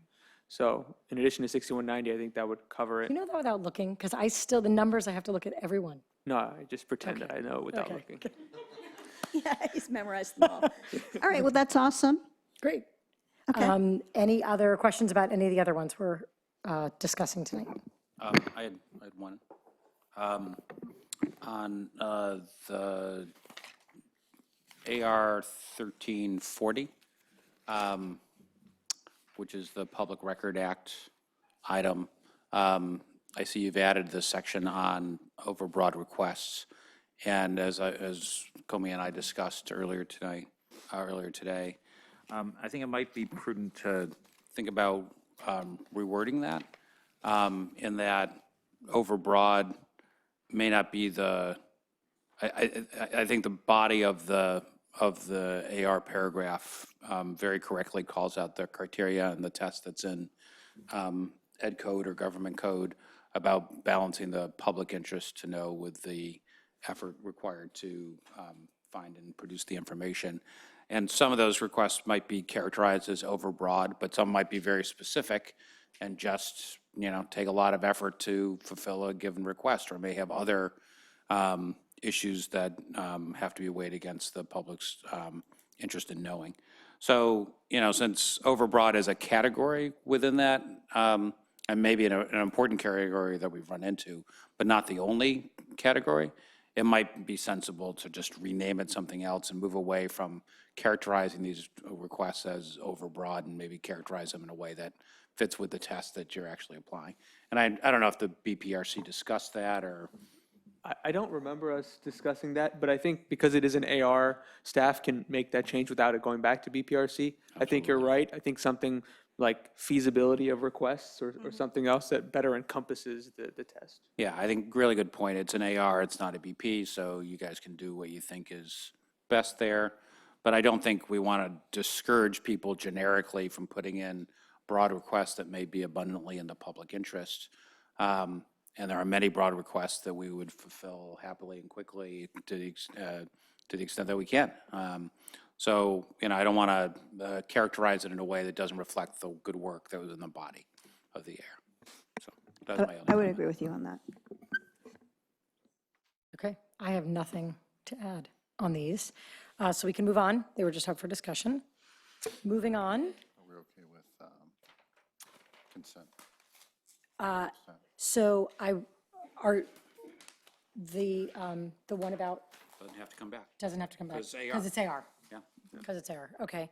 And so is everyone okay with these all coming back on consent? I am going to recommend they come back on consent. I think that's fine. Okay. But going forward, we're going to put all the information. I've got that as a note. Okay, We'll talk about thank you. tomorrow. Yes, thank you. Okay, moving on to evaluation of external firms providing legal services. Thank you. Mr. Brianza, this is one of my items. As you know, the district currently works 3 law firms, mainly. Is your mic working, Comey? Sorry. Lean in. Yeah, lean in. The district currently works with 3 law firms, DWK, AALRR, and Lozano Smith, primarily.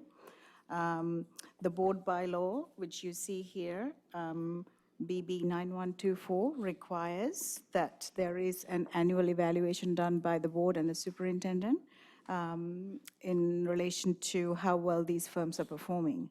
The criteria there is set out for you. There are 4 criterions that we need to be satisfied. The first one is efficiency and adequacy of advice. Second one is results obtained for the district. Third one is reasonableness of the fees. And fourth one is responsiveness to the client, pretty much. We work with a number of attorneys from these 3 firms. I closely work with some of them. And I can say that in relation to all of the 4 criteria, they have met the standard. Their advice is efficient on each of the matters that we deal with. And they are more than adequate. The standard is adequate here, and they are much more than adequate. It's pretty much top-notch. Their work results or outcome for the districts have always been consistently good. They charge their fees according to the contracts that we enter into with them. So the charges are set out. So they have been consistently charging us what they've said they would charge. And in rare occasions where we've found out mistakes and we raise it with them, they correct them immediately, like oversight.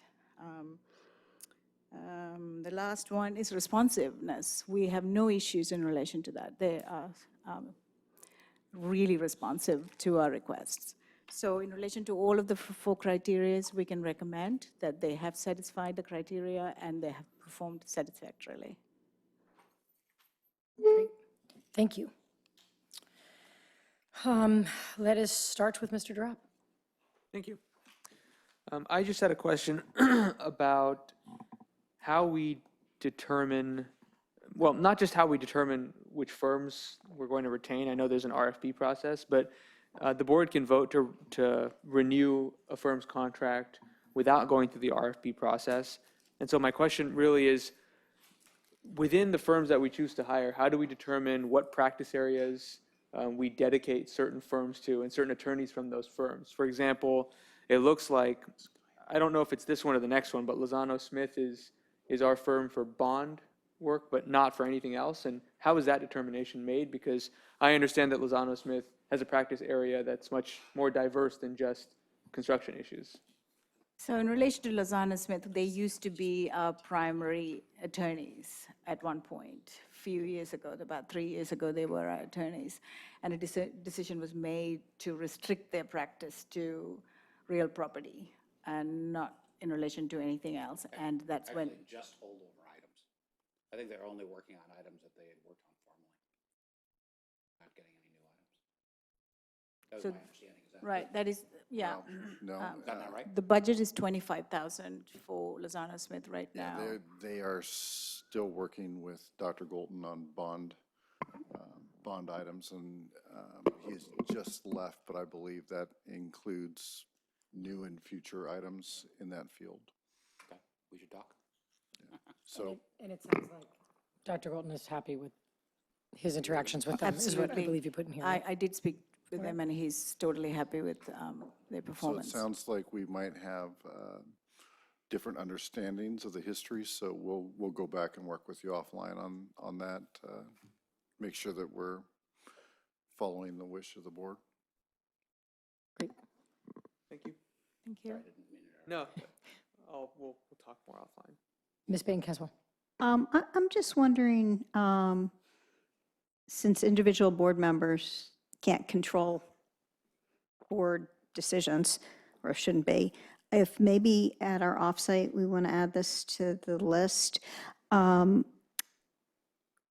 spending a lot of money on legal. Obviously, we keep bringing it up, we keep talking about it. And we've changed who we're using for what.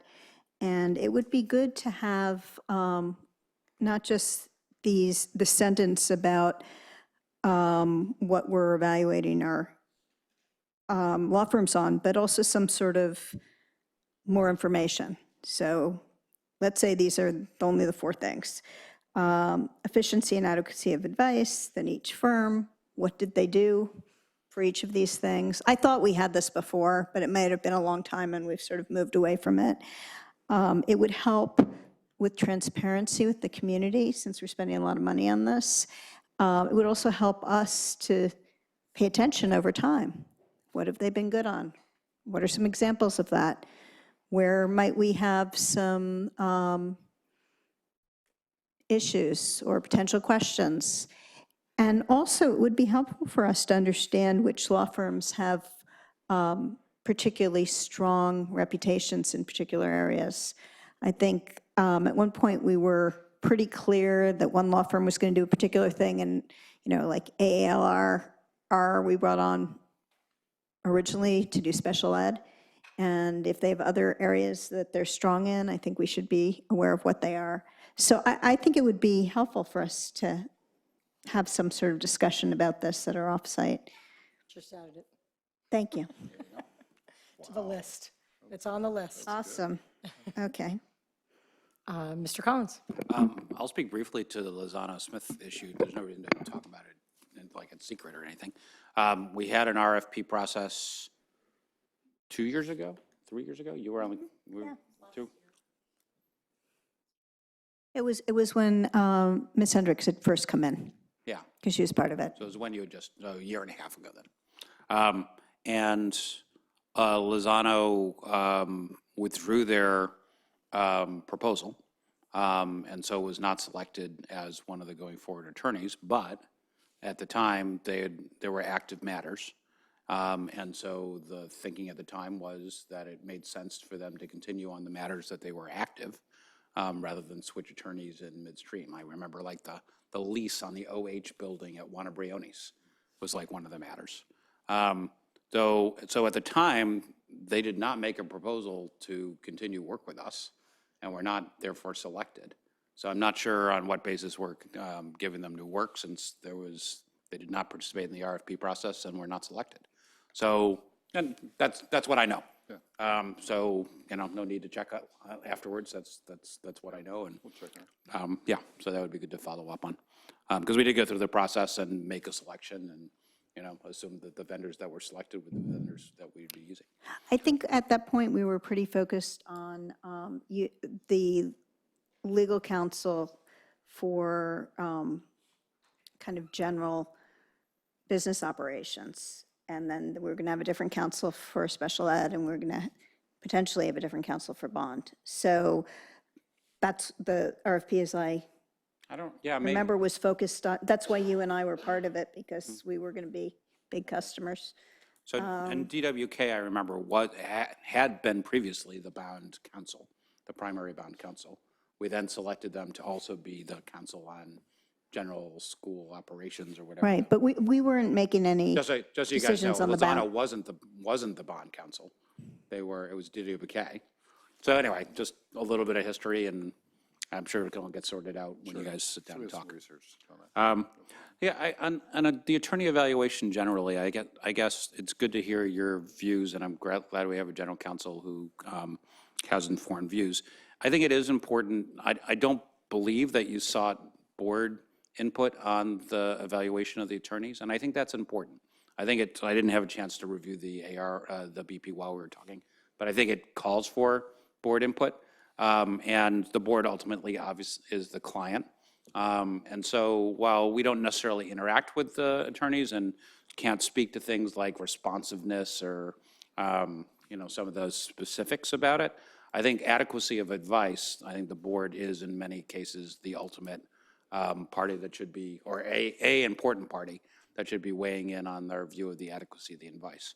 So I'd urge you to tweak the process so that you are getting input from the board members on the specific attorneys and how they feel like,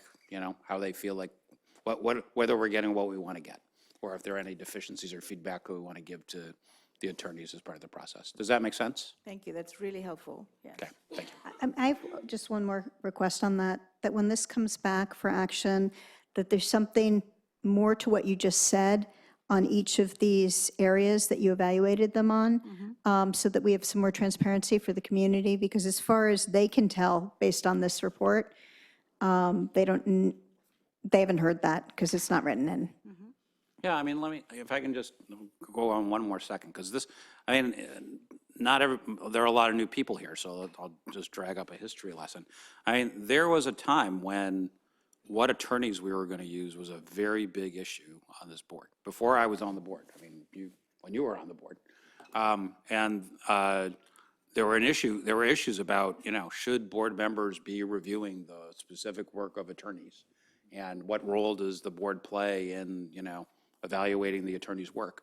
And so I don't want to lose that, because I think that was something that prior boards spent a lot of time on and made sure that we got clear, or it seemed clear, that the board was the client and the board needed to, opine on how they felt the attorneys were performing, and that was an important part of the board's job.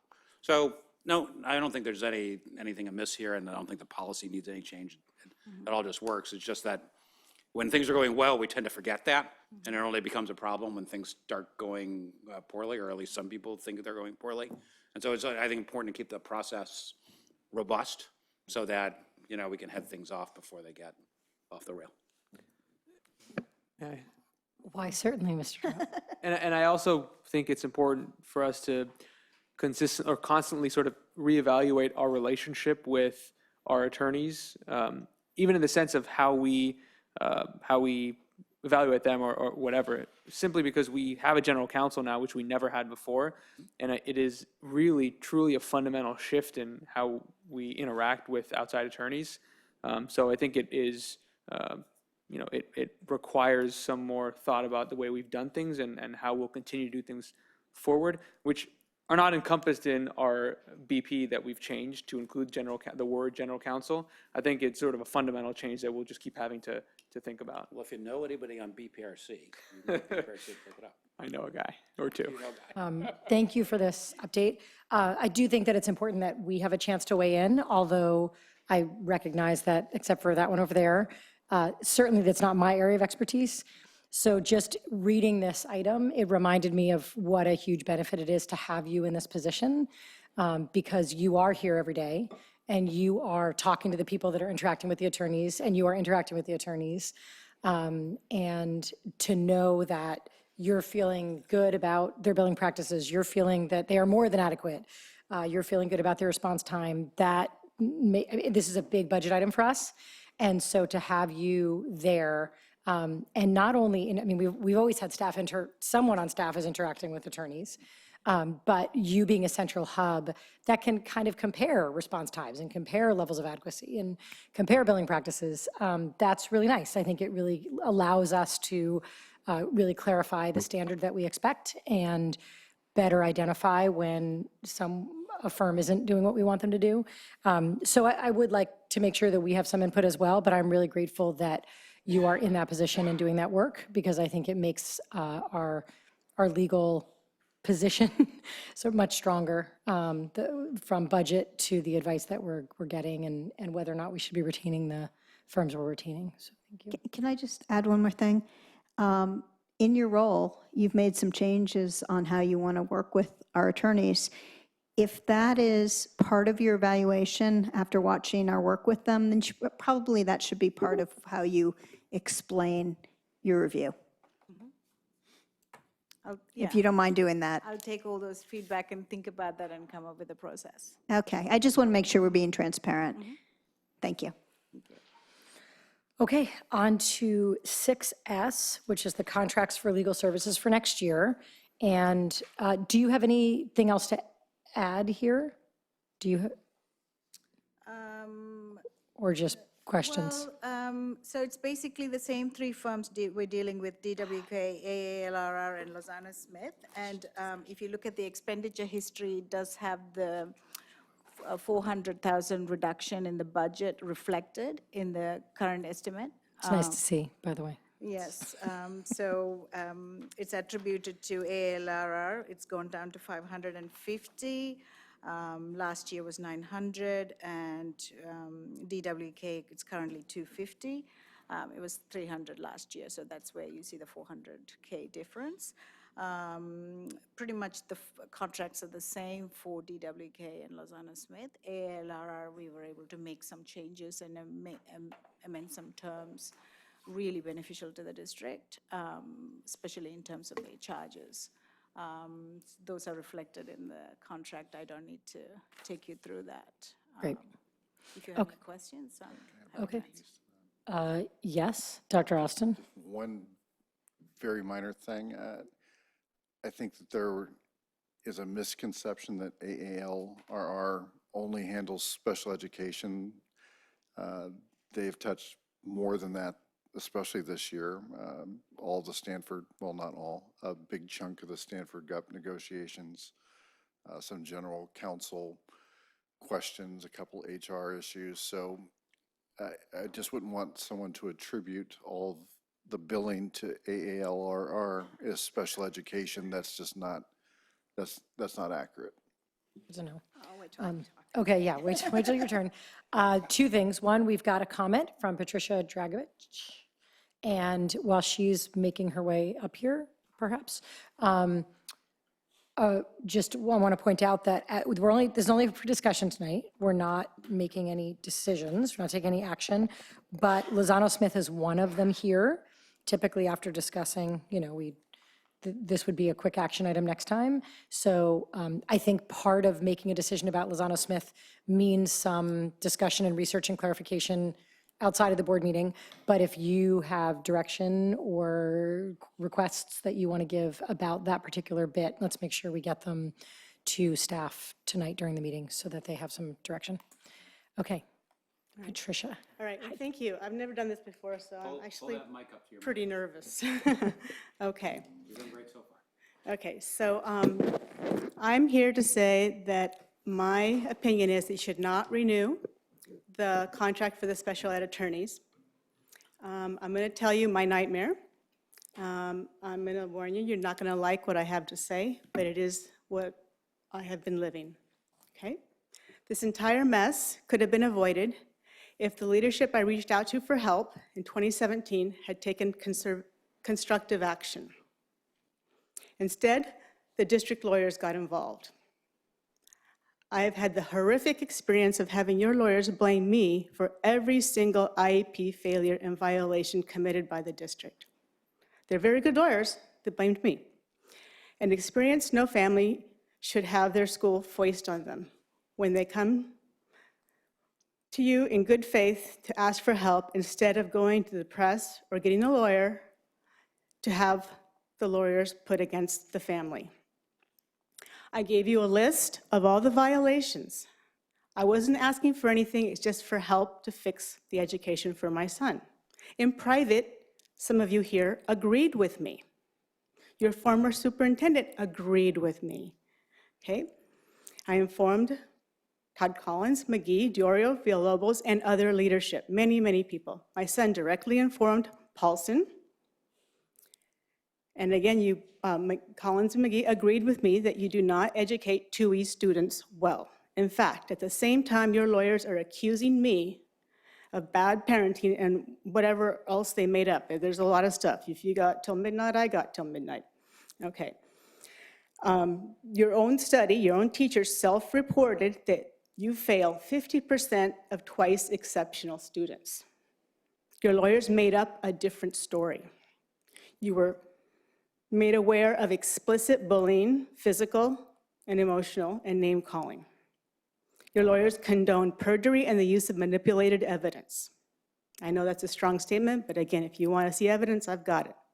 Your lawyers are confident they can deny FAPE without consequence. In fact, they profit with funds transferred from services to legal fees. When I came to you for help, it was just me trying to fix the IEP over the summer, to give my son a chance.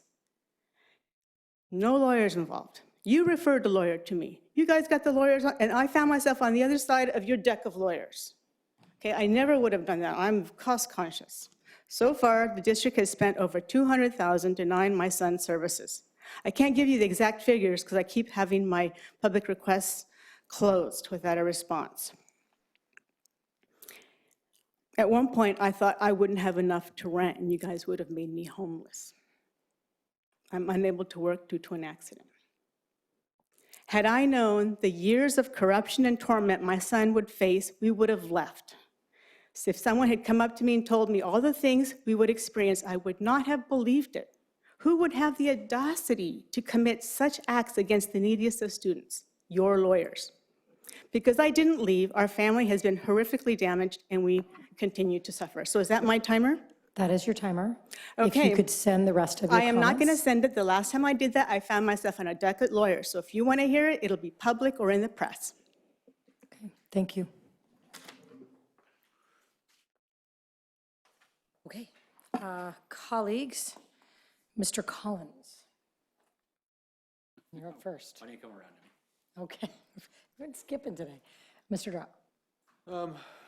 I think I talked about some of these in the last item. Yeah. But with respect to Lozano Smith, since we are going to, since this is coming up for a vote next time, I think it would be important for us to know, at least for me to know, the history of Lozano Smith relationship with us, what the relationship is now, because I think that's not entirely clear to us. I think that's going to be a necessary piece of information before I know how to vote. Ms. Bain-Caswell? I have two things. When we did the RFP process and two board members were asked to be part of that, Mr. Collins and myself, we were picking the lawyer that we'd use for our general school business. So it wasn't construction and it wasn't special ed, but it was for a general business. And we spent a lot of time. Ms. Hendricks was in there. We spent a lot of time talking to different firms. Lozano chose not to submit a proposal, but we chose from there were other people there, and we chose DWK. So if we now are choosing to use a different firm for some of our general business, I think it would be good for the board to understand why. Now I say that, and then I want to say something on the other side. I think the people that are on the ground doing their work should be working with legal counsel that they feel are the most competent. So, and we need to respect that unless we have some information to the contrary. But somehow we need to be, it needs to be consistent. So if we think we're using DWK for all of our business stuff, and you need to use, you want to use somebody else because for some specialized service or for whatever other reason, I do think you need to bring it up. Otherwise, we shouldn't have gone through the RFP process. And Donna, I'm saying this, you weren't part of this, so this might be completely kind of Yeah. pieces of new stuff. But going forward, I think we need to look at it that way. Yeah, I think without going too far right now, I think this is a great topic for August. That would be different than what I'm used to, but I'm hearing you right now, so I think that we should have a conversation about it. And our engagement letter with both firms allowed for a pretty broad range. So yeah, really, this is worth a good conversation. Yeah, this is where we were when we made these decisions. There may be reason for it to be different, but it should just be really clear. Sure. Yeah, sure. I agree. Mr. Collins? Thank you.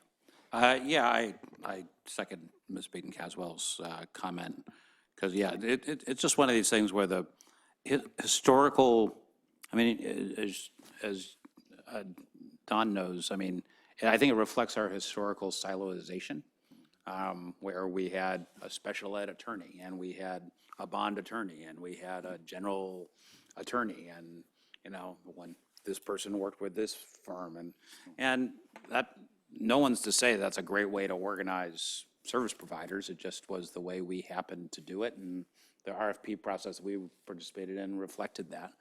But it isn't necessarily the best way or even a good way to do it. So I'd certainly be, but I do think, to Ms. Beaton-Caswell's point, it needs to be clear, which I don't think it is now, and practice seems to have moved on from what the original understanding was. So it'd be good to get them aligned, and as everyone said, great retreat topic. I do asked the superintendent, could someone follow up with Ms. Drogovich? I mean, she made some pretty serious statements about both the behavior of our lawyers and the behavior of our staff and the welfare of her student. And I think it's the welfare, I'm sorry to hear that, the welfare of our former student. Yes. So I think that I'd certainly like to hear back on that, not necessarily in open session, but I'd like to get a report back on that. Yes. So thank you.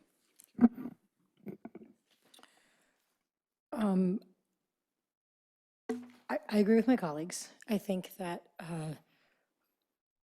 you had, I can't remember which item it was in, but, you know, you talked about the benefit of having sort of a deep bench for whether it be architects or whether it be lawyers. That seems like a good idea to me. And yet, if we have a history of having bond lawyers, special ed lawyers, I didn't know that we used ALRR for anything other than special ed. So I think just us having a better understanding of what we are using them for, and does it make sense to us to do it that way, right? Do we want to specify more limitations, or do we want to leave it open? Like you said, if I'm a staff member and I have an attorney that I find really reliable and I think they're good, should they have the leeway to do that? And how much detail should we know about that?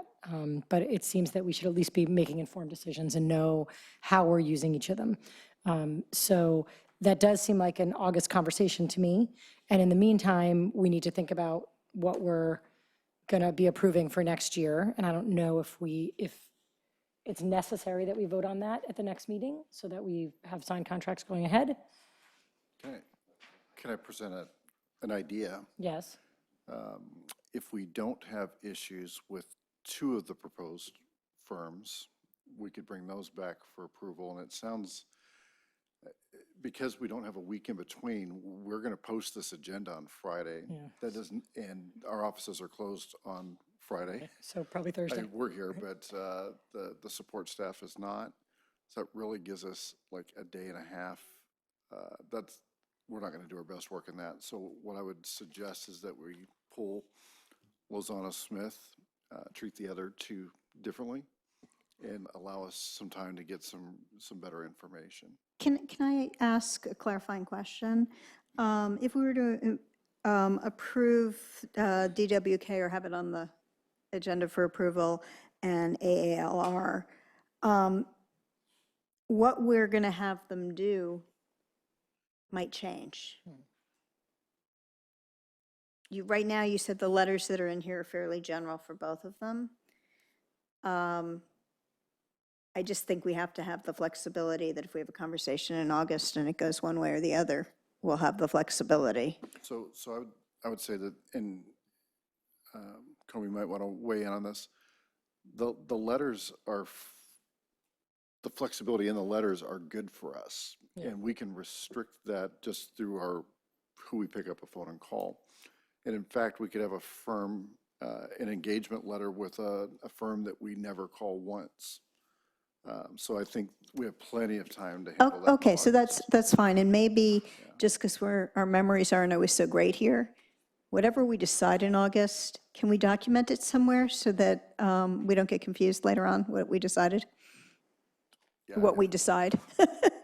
Yeah, no, I think that's a good idea, for sure. Terrific. Okay.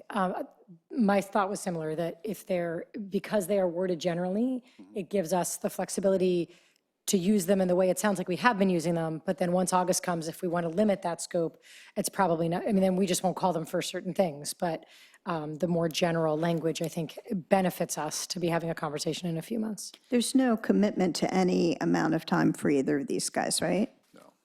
I didn't see it, so, okay. Okay. Okay, thank you. Moving on to 6T, the salary schedule for contracted management positions.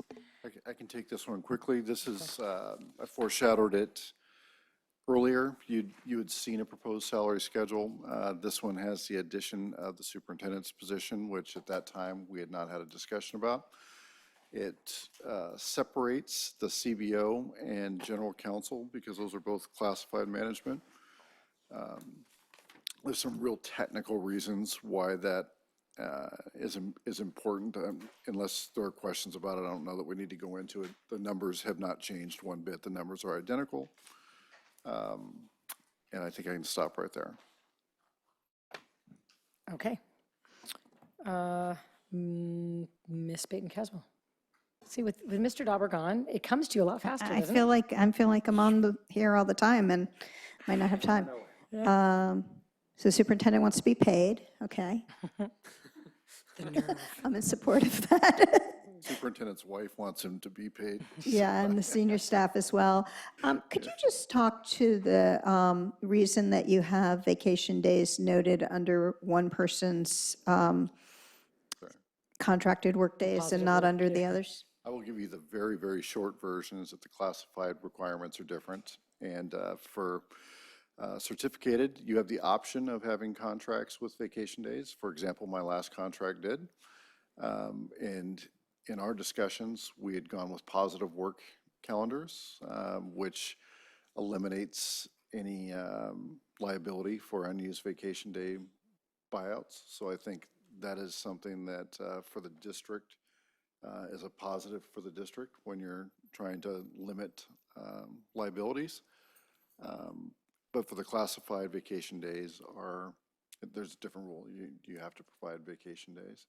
And we discussed at the last meeting, and I believe that the board would like to direct me to manage the vacation use of employees with the intent of not carrying over days for large payouts. Thank you. Sure. Mr. Collins? Nothing. Mr. Drop? Nothing for me. Nothing for me. Okay, this one's on me, right? Okay, so moving on to 6U.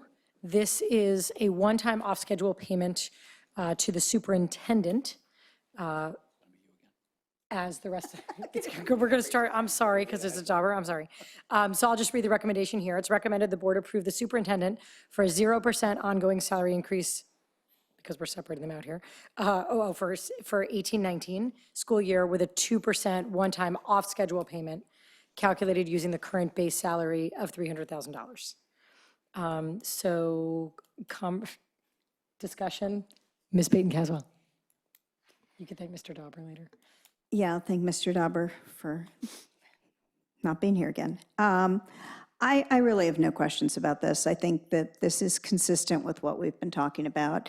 And given that we didn't have a salary schedule mapped out, this sort of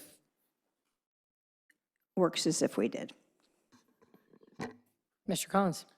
The one thing, I mean, I think there's a fair question when, with an employee who started at the beginning of this fiscal year and signed a contract with a certain amount of compensation, why we're giving additional compensation in that year. And the answer is because we did it for everybody else. There is no other answer, at least not for me.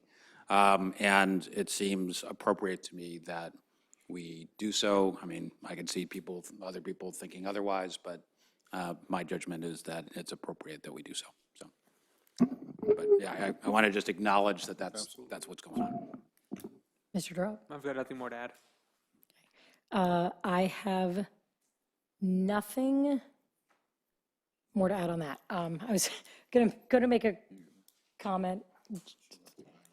Yeah, I wasn't sure if I'd share it in this one or in the next one, but I guess because it's for this year.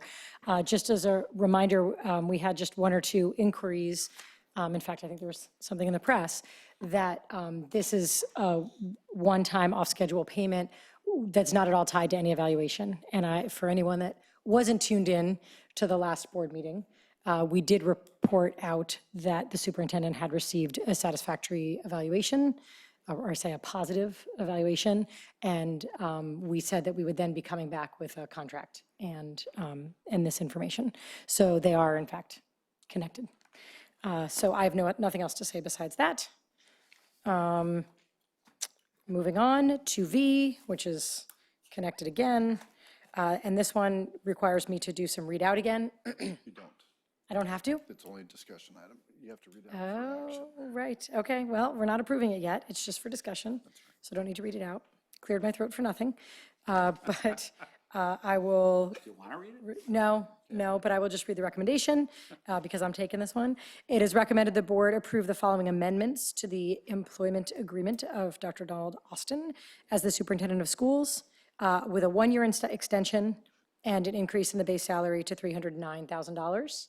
And we, as you may recall, we discussed including it as an amendment so that we could still have our standalone, very clean contract and have an amendment added on to it for clarity's sake. So for any questions or comments there, Mr. Durant? Nope. Ms. Peyton-Caswell? I don't have anything to add. Mr. Collins? Just one item on the one-year extension, because this was an issue that always puzzled me when I was watching these meetings, is why would you extend a contract that was more than a year from ending? The idea of most contracts having a term is that you want it to end at some point, and then you can just renegotiate another contract. Not that you want that person to go away, but then you're able to renegotiate the contract. I have come to understand that from a superintendent's point of view, when you have less than a year left on your contract, you basically, a prudent superintendent starts looking for a new job. Because if your contract doesn't get renewed, then you're out of luck. And because of the season, and this is like something I didn't really understand until I really started getting involved with employment contracts here, because of the seasonal nature of hiring in this industry, which is unique. I mean, professional sports is the only other industry that I think is as rigidly seasonal as the hiring in education and public education. You really have to know a year plus in advance if you're going to be on the market or not, because if you find out 6 months in January, if your board says, yeah, we decided not to renew, then it's really too late to start looking for the jobs that you might be qualified for, because many of the best ones are already taken. So I think, therefore, it does make a lot of sense to extend the contract. The district's exposure, financial exposure, is the same because there's a one-year severance. I guess we would lose the opportunity to let the contract just run itself out and not have, but essentially, if you're telling your superintendent you're not going to renew more than a year in advance, then the person will probably start looking for a job, and you won't have the severance issue anyway. So I do think it was a little counterintuitive to me, but it does make sense, and I just wanted people to understand that, that we are thinking about it. It's not just a thing that we do because we think it would be nice for Dr. Austin. There's actually a logic that makes sense from the district's point of view. I was going to say that. Oh, sorry. No, but thank you for, I think it's important that people know, I am reminded from a couple meetings ago that there's a lot that we discuss or that we know from various aspects of the work that we do here that isn't always transparent to the community, and I have lost track of that at times, and I appreciate that reminder, and I appreciate trying to really make explicit why we're making the decisions we're making whenever possible. I think that's helpful. So I have nothing else to add. I agree to that one. So moving on to info items, as usual, let's do our info items, both of them together. We have a card on 7B. On 7B, so we can't, okay. The first one's middle college, and it's just, as I'm sure you all read, just a opportunity to open up discussions in the coming year for the following year. I don't know if anyone has any questions on that? I have some comment. Okay. Mr. Collins is actually listed as the first person. Do you have anything on that? No. Okay. Mr. Drop? I'm going to go after Ms. Bain-Caswell, if that's okay. I was just changing things up. Okay, go ahead, Ms. Baden-Caswell. I do want to say that I have particular interest in this because I know this is a fabulous program. I go every year, and unfortunately I'm going to miss this year's graduation, but I see how this program changes kids. Changes kids that don't want to go to high school into kids who love being in school. Changes kids from kids who have no connection to particular teachers to kids that have connection for years and years. And the teachers that teach this program are outstanding. So if you haven't gone to graduation, I highly recommend it. I know we've gotten some requests, and we have quite a waiting list for this program, and I had asked the superintendent what we could do about this. And I guess when we've had interest in increasing the program, or when MVLA has, we weren't quite ready to do it, and now we're ready to do it, and MVLA isn't ready to do it. The waiting list isn't big enough, really, for us to say, well, we could just do it on our own, because then we just wouldn't have enough kids, or at least we couldn't count on having enough kids. It's possible we could find them, but probably not in a couple of months. So I want to just say that I personally, as a board member, am very committed to this program, and I'm really hoping that we'll get it together so that we will be doing whatever we can to extend it a year out from now. And I went and talked to some of the board members at MVLA, and they are very interested in extending the program as well. Great. Thank you. Mr. Drop. One of the things, I support everything Ms. Baden-Caswell said. It's a fantastic program. It's one of those things that we should continue to look at as we examine these sort of diverse secondary pathways that we've been discussing. It is very hard to get information about middle college for community members. I think not only is, for example, the link that was in this agenda item is actually a broken link, but even the link on our PAUSD website I just went is also a broken link. And that may just because MVLA just changed their websites or something.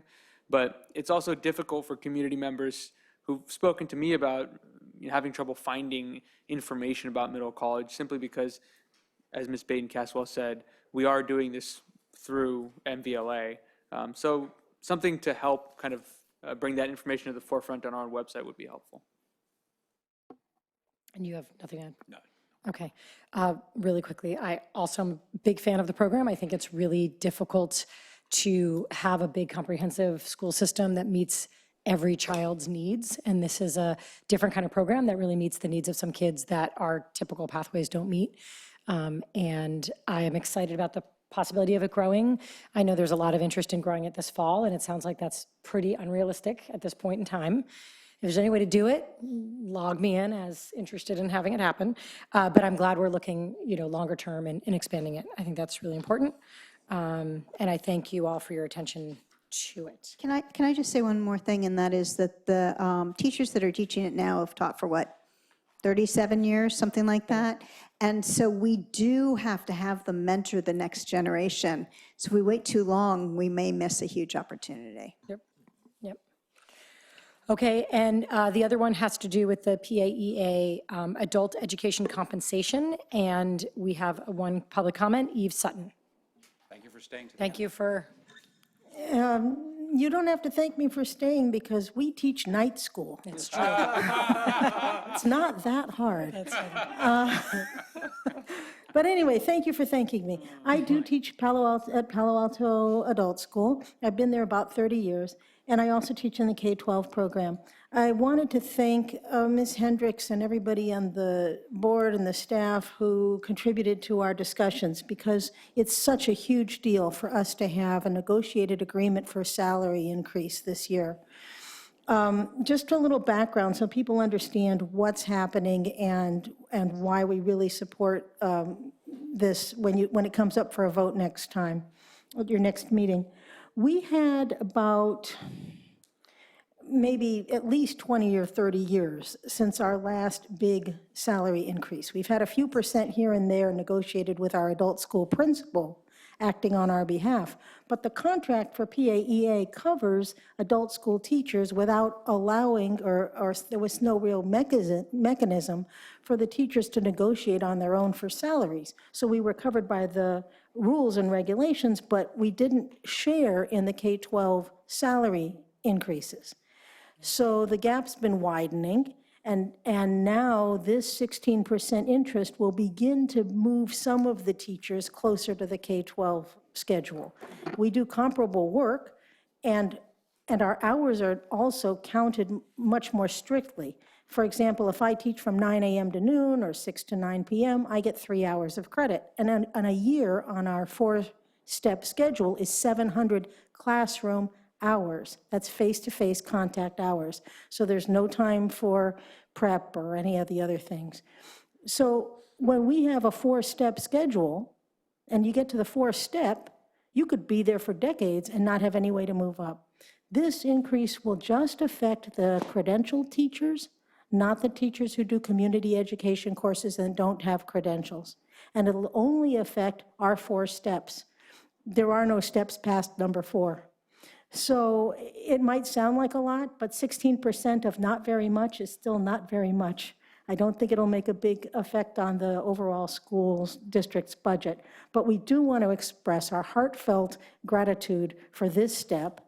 We also have a 5% one-time payment retroactive for the past school year. And it's gone a long way to improving some morale. Thank you very, very much. We had our vote this last weekend, and 100% of the people who voted to ratify this agreement. Thank you so much. Hey, Ms. Baton-Caswell, you want to start us off? I just want to say how thankful we are for having such a great adult school. It's something to be proud of, and it's always a delight to talk to people in other districts about how great our adult school is. So thank you for what you do. Mr. Collins. Thank you for saying something nice. Mr. Drop. Thank you. Thank you. I'm thrilled. I'm still just kind of wrapping my head around what happened in all of this and how we got where we were, but it's really interesting. I'm glad that we made a lot of progress on it. I am happy you're happy. We were happy. Everyone's happy. That's wonderful. Okay, I am not going to move to extend our meeting because we are at board operations, and we are going to plow through board operations and finish at 10:30. Are you ready, Mr. Drop?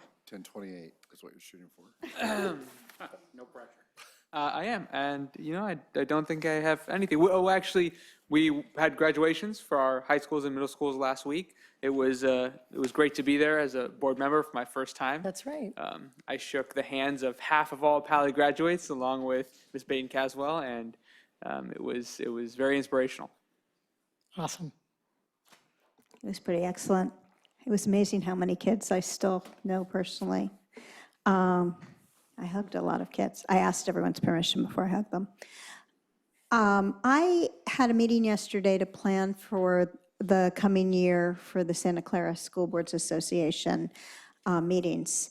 And one of the things that we're going to do is we're going to have some workshops during the year. So we have regular meetings that have speakers, but we'll do some workshops with the county office. The first workshop is going to be on grant writing, and it's in September.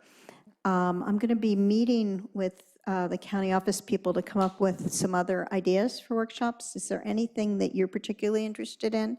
I know that my board was thinking something around special ed might be good, best practices, sharing best practices around the county, but perhaps you have some things you wish we had a workshop on that you would go to. All those things we focus on, special ed, equity, there was another one, perhaps facilities, since we're going to be taking something up about facilities later. Okay, so not bond measures, but actually facility planning. Both are of our interest. Okay. Yeah. The September meeting is going to be everyone's favorite topic, risky behaviors.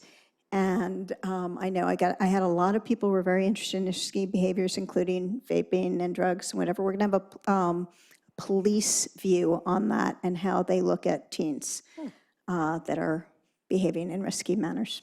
Okay, thanks. Mr. Collins? He's ready to go. Graduations, they were wonderful. Shook a lot of gun hands and shook a lot of green hands. But I think that's it. I'm gonna nail this all Wait, that's the, okay. in 3 seconds. On the nose. Oh, I was going to, meeting is adjourned. That's your first win.